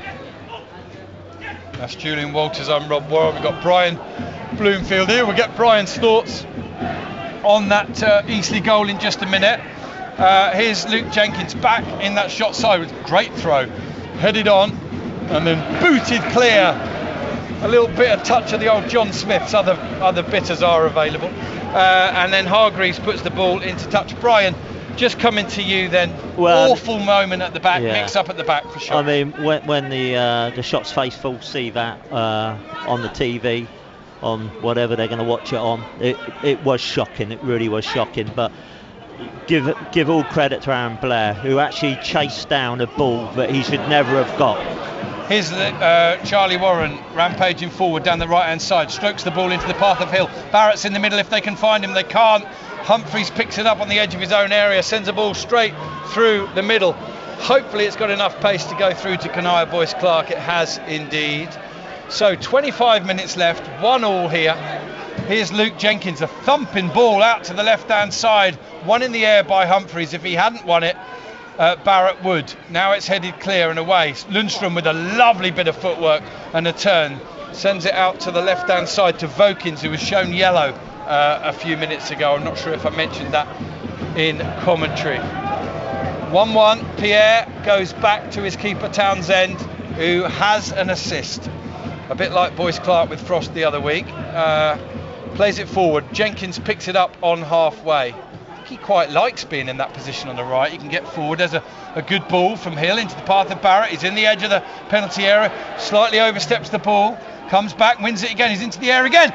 Oh, it's just wide. Whipped, curled effort from Barrett, and as the shot went and the keeper stood still, I wondered if the net was going to bulge, but it's another near miss for Josh Barrett. 1-1. Julian. That was so close from this position. We weren't sure whether it was just creeping into the top corner, but he's made that out of nothing. He's back towards goal, he's turned, he's swiveled, and he's unleashed a shot from the edge of the box, which was so close to taking the shots 2-1 up. Wealdstone 1, Woking 0 is a latest score there. Here Hargreaves wins the header. Humphreys can only send it down. Oh, Warren tried the early ball through to Barrett. He just got the weight of pass all wrong. Eastleigh have won it again. Strong challenge from Ollie Scott, finds Barrett, who touches it back to him. Inside, good ball. Ryan Hill rushing onto it centrally, tries the ball into the air. Hadi Gandor's in, tries his shot, good save, point blank from Townsend. Big chance for Hadi Gandor, couldn't finish it. 8 yards out, throw into Shots. Julian. Great move from the Shots again. Ryan Hill just feeding the ball through to Hadi. Hadi, all he needed to do was just lift it, but that's an experienced former EFL goalkeeper there who's got his body in the way and prevented a certain goal. Double figures chances for Shots today and 1 goal to show for it. 2 chances for Eastleigh and 1 goal. Here's Hargreaves skipping, shot comes in. Oh, it's in! Oh my word, I don't believe that! Hargreaves has hit it from 25 yards out, maybe more. The shot has dipped, bounced on the turf and beaten Townsend, who's gone from hero to zero in the space of 5 minutes. You don't shoot, you don't score. That's the motto of Cameron Hargreaves, who puts the Shots 2-1 up here at Eastleigh. What a fantastic strike from Hargreaves. That's out of absolutely nothing. There's a skirmish ball bobbling around. Hargreaves has picked it up, he's turned, he's swiveled, and he's unleashed a tremendous shot into the bottom right hand corner. The Shots fans are absolutely delighted with that. 2-1. Thank you. Excellent. We'll update our listeners very shortly. Yeah, in their 10th or maybe even 11th chance of the game today, Aldershot have scored, but this surprised us all, Gary, because Cameron Hargreaves was 25-30 yards out and he tried an adventurous shot from distance. What it did was it bounced just in front of the goalkeeper, and the bounce deceived Townsend, who 5 minutes ago made an excellent assist for Eastleigh's equaliser, but he's gone from hero to zero now as he's beaten by a relatively tame shot from Cameron Hargreaves. Hargreaves won't care, nor will the 500 or 600 Shots fans at the other end. Aldershot have dared to take the lead again for a second time in this game. Eastleigh 1, Aldershot Town 2. Here's Shots now coming over halfway with Charlie Warren. Again he was looking for Barrett, but couldn't quite find it. What a moment for Cameron Hargreaves. And I think on a day when Aldershot have got double figures efforts on goal, Brian, in inside the opening 70 minutes, only right that something should bounce in their direction and go their way. But hang on, I'll come to you in a minute, because Eastleigh have got it on the counter-attack now on the left side. Vokins sends it in. Surely that's too long. In fact, it's headed, cushion header back from inward to the keeper, Kanaya Boyce Clark, and it draws applause from Dave, the goalkeeping coach. Finally, Brian, your thoughts on Cameron Hargreaves' goal? Well, it was an exceptional goal, really was. But I think the key thing here is that the Shots team, their heads have not gone down one bit when they actually equalise Eastleigh. It's absolutely fantastic. And we're really... The game's very open at the moment, so anything can happen. It's very one end to the other. But Inwood we're doing playing well. Exceptionally well. Yeah, Inwood doing well on the left-hand side, playing a good ball up to Hadi Gandor as well. Hill picks the ball up in a bit of space. He's got a ball. Here's Warren inside the penalty. Comes back on his left foot. Shot. Oh, it's a point-blank save. Brilliant effort. Brilliant shot. Warren again. Brilliant point-blank save again. Send it again. It's a triple save. And what an afternoon for the Eastleigh goalkeeper, Nick Townsend. Assisting, then a horrendous mistake, and then a triple save. Julian, what a crazy second half for Nick Townsend. Unbelievable, 3 chances to score there. Warren had 2 excellent chances. The third, unfortunately, he has been flagged for offside, so it wouldn't have counted. But the game is livened up tremendously. Shots are absolutely on the front foot. It's an exhilarating game, and as Brian said, I really don't know what's going to happen next. Wow. Here's a free kick for Aldershot, halfway inside the second half. Whatever you think about Hadi Gandor, nobody ever questions his effort, but I love him coming on for 20-25 minutes fresh against the tiring defence, because he's so direct. He's intelligent, he's strong, he runs in the channels. He's made a difference here for the Shots coming on, and so too at the other end is the most surprising substitute of the day that's come on, Luke Jenkins. What I mean by that is, I don't think I was expecting him in the squad today, let alone coming off the bench. But John Coleman with no qualms about bringing him on. Yeah, absolutely. And Hadi has done exactly what we asked him to do. He's causing a few problems for them up there. Free kick to the Shots. Yeah, central, just left, chipped in by Theo Widdrington, headed down by Aaron Pierre, followed up on the edge of the penalty area by Cameron Hargreaves, sends it into Luke Jenkins. He's then fouled. It's a bit of a soft one, bit of a tame one, but that will buy a little bit more time for Shots. Can they settle in to this lead this time? Can they hang on to it this time? They've got 17 minutes and 45 seconds plus whatever's added to do so. They say it's the hope that kills you, and they're giving us plenty again, Julian. Yeah, second half is going similar to the first half. The game is being played in the Eastleigh half, and for me, the Eastleigh's goal came from us attacking, so whatever we need to do, we still need to be really switched on at the back. But again, we've got a chance here to get the ball into the box. Barrett's got a free kick, and it's an opportunity for us. Yeah, Inwood's in there, Nightingale's in there, Jenkins is in there. Will Barrett cross or shoot? He shoots. Oh, and it's just about beaten Townsend again. I think he made a decision at the last minute to let it go, Townsend, but that was within a foot of the left of his goal. That was really close. It was just arrowing towards the bottom corner, and I think for one moment Nick Townsend wasn't sure if it was going in or not, but just drifted a little bit wide. Goal kick to Eastleigh. Here's Eastleigh clearing from inside their own half, but they can only find Will Nightingale. Nightingale back onto the ball here. Oh, that's a good ball. Hadi Gandor might break the lines. He's into the penalty area. Barrett wants it on the far side. Oh, the ball's played to him. Headed down. Here's Warren. Goal! No, he's got his goal. Aldershot have got a third, and they run over to the far side to celebrate. Finally, things are going Aldershot Town's way. Finally, Charlie Warren is on the score sheet again. And it is Eastleigh 1, Aldershot Town 3. Wonderful ball over the top for Hadi Gandor, exactly what we were looking for. He's just looked up, he's seen Barrett at the edge on the far post. Barrett has just chested the ball down, knocked it into the centre for Charlie Warren, and he has calmly slotted the ball away for 3-1. Thoroughly deserved, right in front of those supporters. Unbelievable scenes at the Silver Lake Stadium. Might have to have Okay, we'll update our radio listeners very shortly. Surely now, Aldershot Town in a winning position that they will fight desperately to keep hold of. Wonderful move, and I think in the 12th or 13th chance of the day, they've gone 3-1 up. I'm holding off coming to you, Brian. Hang in there. We're going to do our radio up late. I think, have you come to us, Gary? No, not yet. Not yet, not yet. Well, every time Aldershot Town take the lead, they seem to give it away, but this time they haven't, Gary. They've doubled their lead. It's 3-1, and it's Charlie Warren, the Bolton low knee. Aldershot, to be fair, have been the better side throughout this match. In 75 minutes, Eastleigh have mustered 2 efforts on goal, and they've scored from one of them. But the shots with their 13th chance of the game, it's not unlucky 13, it's Charlie Warren. Lovely move in the build-up. Aldershot creating an extra man, and Warren on this occasion finishing left-footed with aplomb. His second goal in an Aldershot Town shirt. He's just been fouled on the right-hand side. But most importantly, Gary, 14 and a half minutes to go, and the shots with a 2-goal now lead now. Eastleigh 1, Shots 3.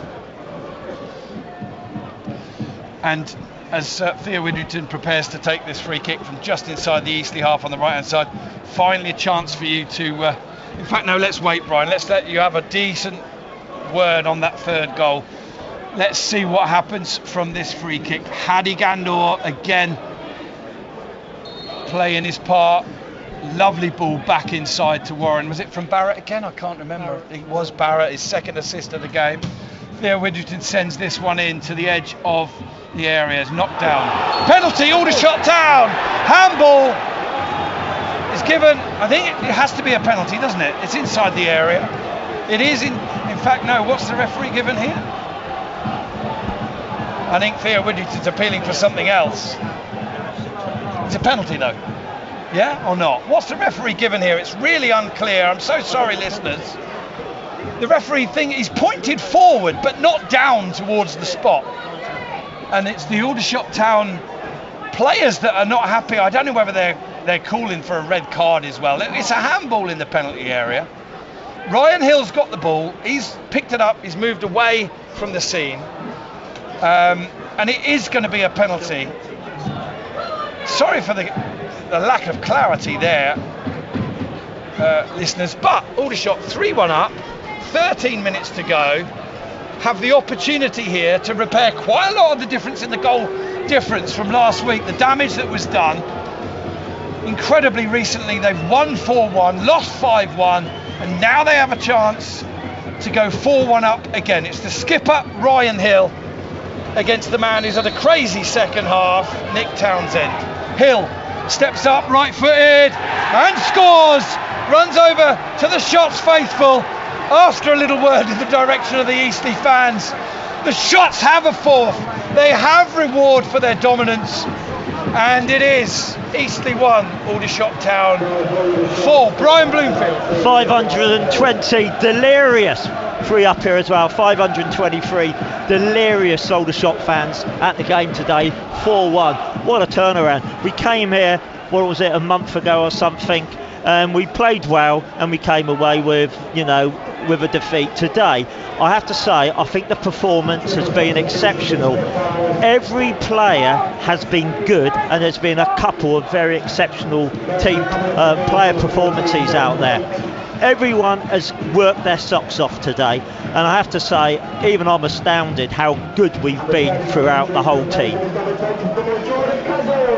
Well, Aldershot Town have got daylight now with 11 and a half minutes to go. We're going to get a double substitution for Eastleigh. Aaron Pierre's coming off. He will be replaced by Louis Fernandez. That's a straight swap there in the centre-back position. Yes, and the other substitute for Eastleigh is the number 20, Sam Pearson, another former Western-super-Mare player who comes on. And forgive me, I didn't see who went off. I don't know if you did. It was Vokins on this left-hand side. Vokins replaced by Pearson as... Yep. Okay. We've been hogging the radio coverage with all these Aldershot Town goals. They've won the ball back again in the Eastleigh half. Evans has won it back. The shot's dominant now, not just on the pitch, not just in the territory, in the possession, but on the score sheet as well. We've got just 10.5 minutes to go. Eastleigh 1, Shots 4.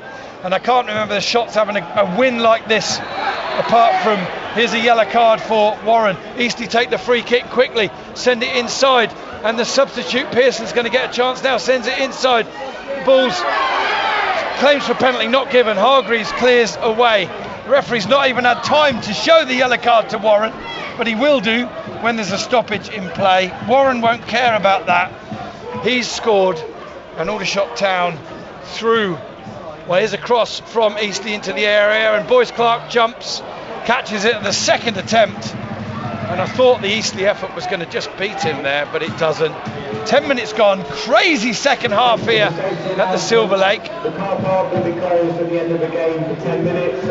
And Theo Widgerton needs treatment. We can all catch our breath. I was going to say, I don't know if either of you chaps were here, probably the best ever away victory under Mark Molesley. He kept it tight for an hour and then banged 3 in late on as the Shots won 3-0 here. And this is, other than that, the best likely result, Julian, likely potential result for Aldershot since then. Yeah, and thoroughly. Oh, hang on, Julian. I'm sorry you've come to us on the radio. My mistake, listeners. It's more good news for Aldershot Town. Great work, man over, penalty after a free kick, lovely ball in, but it was handball given against Eastleigh. The Shots wanted a red card too, they didn't get that, but Ryan Hill did step up from the penalty spot to send Townsend the wrong way for his 7th goal of the season. We've now got 8.5 minutes to go. Eastleigh 1, Aldershot Town in Dreamland 4. Goal kick to Boyce Clark, and annoyingly for the radio listeners, while they came to us, Crawley have conceded a goal. Boyce Clark's got the ball in his hands, and a couple of messages to read out. I will when I get time. Here's Lloyd Humphreys winning the ball on the edge of the back line against Hadi Gandor, and Aldershot win it through Jenkins on halfway, feeds Ryan Hill. As Mike Brown has just messaged, confirmation, I know that Brian mentioned it in commentary, it was the 520 Aldershot Town fans in jubilation celebrating those 3 second half goals. This good hold up play from Hadi Gandor. He's lost out now to Fernandez. Fernandez sends it out to the right hand side to Spears. Spears down the line, cut out easily by Inwood, plays the ball into Barrett. Barrett's got help on the left side. He skips inside, holds it up. Is he brought down? Yes, he is. Another free kick to the Shots, and a message in from Big Tony Shots. And I've had a go at Tony because whenever he doesn't listen, Aldershot tend to get big wins. He says, I thought I'd wait until the 65th minute to listen in today. We were 1-1 when I joined. It's now 3-1. Come on, you Shots, make it 4. Well, they did as well. Come on, the Shots, says Tony. Good afternoon. Good timing from you for once. And now Aldershot really just have to play a little bit of par football for 7 minutes to take all 3 points home. Julian. Yeah, Josh Barrett was brought down there. We've got another free kick opportunity to swing the ball into the box. Theo's going to pop this one in. Jordan Cousins from Eastleigh was booked in that tackle there, but another chance for the Shots. Theo Widrington's going to lift this ball into the penalty area. That'll be, well, missed by Humphreys actually, and then it bounced off of Inwood. Cleared away. Ollie Scott, what about that? 83.5 minutes in, still out there on his first game. Tremendous. Here's a huge ball forward from Boyce Clark, being chased by Warren. Oh, and it just picks off pace off the bounce, which makes it Townsend favourite to get to instead of Warren.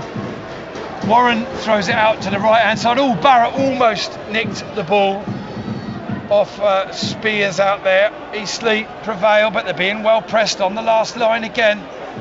And Humphreys has to go back to his keeper. Prior to today, Eastleigh unbeaten in 5 National League games. Don't think I mentioned that before the game. They did, of course, lose to Southport in the FA Trophy in the week, but they fancied getting back on track today.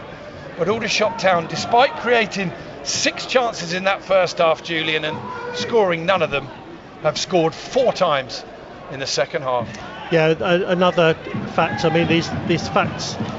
Oh, Eastleigh just breaking forward good win here. from Evans off of Hill, but the ball won back by Will Nightingale. Comes forward. Can he find a pass? He can't actually. He's got that one wrong. Lundstrom's got it. Plays it outside of Nightingale to Archie Harris. Harris tries a long distance effort. That's high, that's wide, and it certainly isn't handsome. And referee, well, I'm not sure what he's just pointing at there, but anyway, it's blazed over the top. It's a goal kick to the shots, and we've got just over 5 minutes. Now, the Eastleigh fans are now leaving on block, and so too are a load of the Aldershot Town fans. I don't think we really need to be seeing any of that going on, chaps. What do you make of that? Yeah, it looks a bit concerning actually, in that the supporters from both sides are heading out. But if there's any sense, the stewards will keep the gates firmly locked for the moment. Yeah, hopefully they will. But just back to the match here, and you mentioned about the Eastleigh situation at the moment. They haven't actually won at home since October, and that for me has probably played a part in this too. Their heads seem to have dropped, and especially in the second half, that they just haven't really been in it. Again, I'm struggling to think of a chance they've had beyond 1 or 2 in the second half. All right, let's try and recompose ourselves. Ball forward, cut out by Will Nightingale. Aldershot Town aren't going to get a clean sheet today, but I think they trade a 1-0 win for a 4-1 win. That's the score at the minute. We've got 4 minutes still left of the game. Eastleigh coming down the right hand side. Inwood puts it into touch. Interesting that Coleman's left him on that yellow card. When you bear in mind he's got Christy Grogan coming back into the squad next week, it makes sense. Ball in, cleared away by Luke Jenkins. A wonderful afternoon for him to come back into the shot side, into the squad, off the bench and on the pitch while the shots were doing bits, doing that second, third and fourth goal. Here's Eastleigh attacking on the right hand side. Spears comes into the edge of the penalty area, tries a little ball in, half cleared, comes back to Spears, now it's cleared away, and Eastleigh will pick it up again. The shots really with a bit of defending to do for the first time in a sustained way in this second half. They've got the goals that sent their fans into raptures on the far side.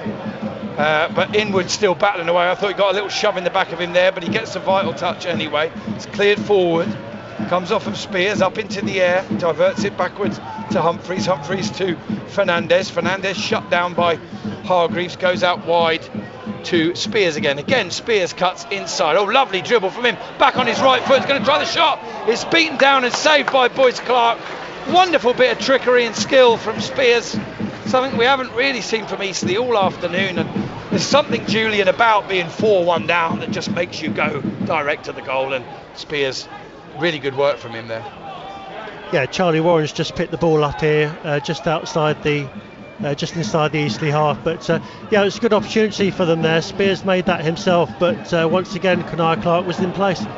Kiban Rai out there and involved, and I must have missed that substitution list, as I apologise. I don't know who went off for him. Perhaps one of you guys can enlighten us, but Kiban Rai is on the pitch.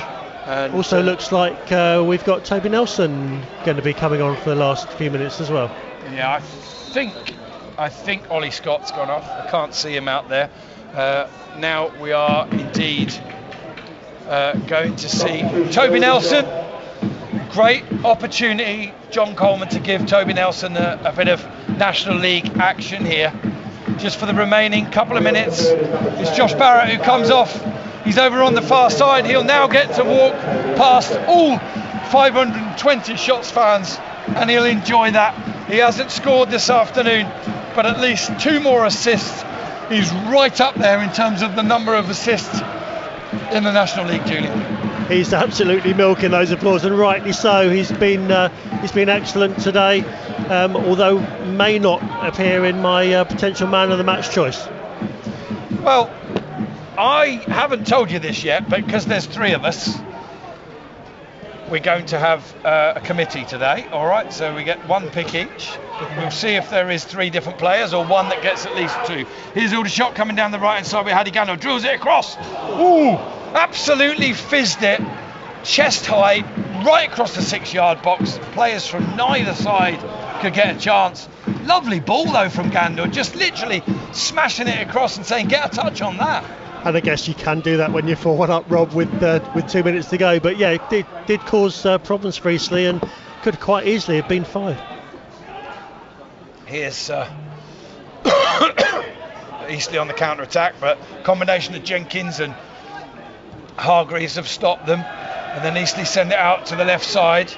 And Harris picks it up, has to go back a little bit to start with. Now he's rampaging forward. Ball into the path of Saunders. What a quiet game he's had today after the 2 goals in the Eastleigh win in the FA Trophy. Jenkins sends it forward, percentage ball. Humphreys heads it up in the air. I think Gandor should get onto that. He mistimes his touch. Eastleigh have got it. Hargreaves half volleys it forward. We've just seen the board go up and it's 8 added minutes. Thank you very much to my BBC Solent colleague who saw that when it was waved in this direction. Normally, if Aldershot were a goal up, maybe even 2, we might sigh at the 8 minutes. But we don't want this one to stop, do we, Julian? I'm happy for it to stop, actually, Rob. I'm not sure my heart can take much more of this, but no, it's been an incredible afternoon and thoroughly deserved. And be interested to hear what you chaps are going to give us your man of the match, because as far as I can see, there's probably 4 or 5 players at least that would count. Here is Eastleigh coming down the left-hand side, but Aldershot have got men on hand again. Jenkins wins it. Plays it forward, comes off of Harris into touch, throw into the shots, and we've had 1 of those 8 added minutes. The life of an Aldershot Town supporter. The one thing guaranteed with this club, with this team, whoever the manager, whoever the 11 players started and finishing the game, is crazy. I mean, in the space of a couple of weeks, or let's go across a few months, 8 straight defeats, then 3 wins and the draw, then a humbling 5-1 defeat at home to Solihull, and now they're 4-1 up at Eastleigh.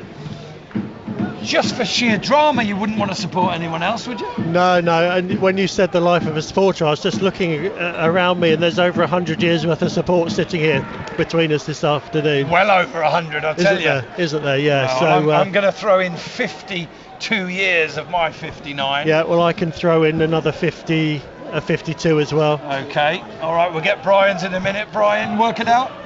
49, you part-timer. He's a youngster. Oh, my word. Well, there you go. That is your... Well, I'll add it 150, isn't it?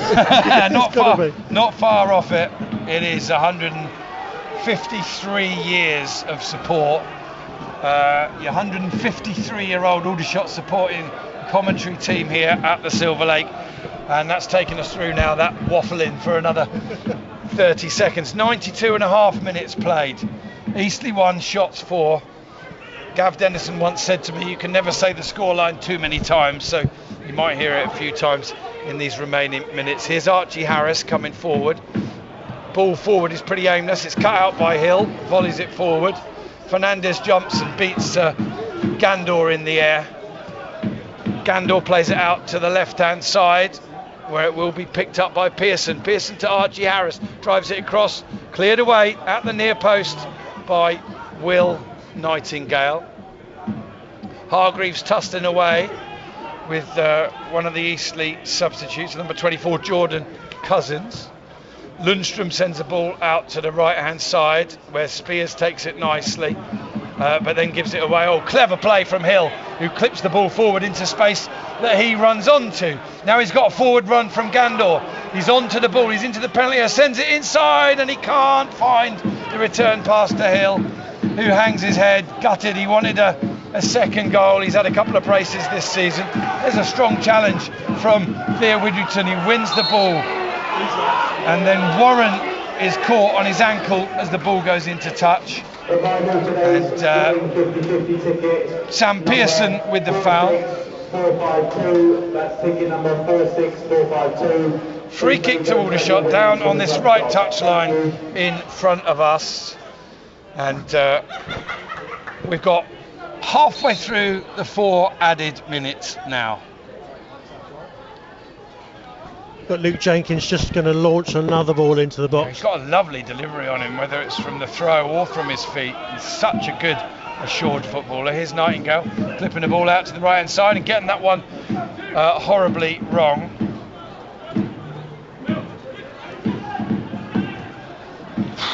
Eastleigh 0, Aldershot 0 was the half-time scoreline. Now we're halfway through added time, and it's Eastleigh 1, Aldershot Town 4. As I deliver on my promise to read out the scoreline late on. Some people may be tuning in after listening to other matches. Thank you for joining us wherever you have from around the country and around the world today. There's Jenkins well positioned to cut out another ball. Honestly, doesn't look like a player that's been out for as long as he has. He's won it again, played it forward. Gandor couldn't go for it because he was offside. Jenkins immediately turns, puts the shift in, runs back to the edge of the back line. Eastleigh have got it on halfway through Lundstrom. He's being tackled by Kiban Rai, but he managed to evade him. What a game at Solihull. They were 1-0 up against 1-0 down against Carlisle, then 2-1 up, then 3-2 down. Now it's 3-all. Here at the Silver Lake, the Shots have won the ball again on the edge of the halfway line. This time they don't go forward. Jenkins with another ball down the right channel, and it's headed away only as far as Warren. Warren holds it up, plays it into the path of Hargreaves. Aldershot still seem to have energy abound. Ball down the inside right channel, taken down by Charlie Warren. Plays the ball into the path of Hargreaves. We're almost 6 minutes now through a minimum of 8 added as Luke Jenkins goes all the way back to Kanaya Boyce Clark. The one blip on Aldershot Town's copybook today, the mix-up for the Eastleigh equaliser, but that's a distant memory now as they lead 4-1. Here's Evans playing the ball towards Blair on the edge of the penalty area, goes up against Inwood. Inwood prevails, pokes it behind for a corner. Another one to Eastleigh. It's not going to be Eastleigh's afternoon today. Can they get a little bit of late consolation with the second goal? Eastleigh 1, Shots 4, as I can hear Brian and Julian's brains ticking over as they're trying to work out their Aldershot Town man of the match. There's 3 of us here today, so we're going to have a committee vote on that. In comes the corner, headed away by Luke Jenkins. I'll tell you what, if it was player of the half, he wouldn't be far off it, off the bench, and a great impact for Luke Jenkins, who I'm sure the Shots fans would love to hear from later today. I'll try and speak to one of those Aldershot Town players after the game, as well as John Coleman. They'll be your only post-match interviews. My able assistants here will be there helping me to video them. At least one of them, hopefully, will get put out on the BBC Surrey Twitter feed at some point as soon as possible. Hopefully this evening, if not today, then tomorrow. You may well be able to hear at least one of those post-match interviews live here up in the stand. We'll see about that. Here come Eastleigh down the left side with 30 seconds left of the 8 added. Cross comes in from the right, one in the air by Inwood, taken down nicely by Nelson, plays it forward, but Eastleigh have won it again. They're on the edge of the Aldershot final third. Only Haddy Gandor forward for the Shots. It's going to be a happy afternoon for the Shots faithful. Ooh, Jenkins goes in for the challenge there and probably takes the first real test of a challenge, and I'm delighted to say he gets straight up, and my heart was in my mouth for Luke Jenkins there. Julian, yours too, I'm sure. Yeah, same as I was feeling for Ollie Scott when he went down. You just want them to get through the game, and he's up on his feet, thank goodness. But that was definitely a heart-stopping moment as he was lay sprawling on the ground. In 8.5 minutes into injury time, 98 showing on the clock, and Kanaya Boyce Clark has got an opportunity from that free kick to launch the ball forward, and it could be the last thing that happens. It is the last thing that happens. The final whistle's gone here, and there are going to be some celebrations there over on the far side between every single Aldershot Town player and member of the management team and the 520 Shots faithful that came out when the team was on its derriere after a 5-1 home defeat to Solihull Moors last week. They've won 4-1 here today. We'll run through the goals and the goal scorers in a little bit, but here with his summing up of the match is the first of our two co-commentators today, Julian Walters. It was never in doubt, Rob. I'm joking. A thoroughly professional performance from the shots from start to finish.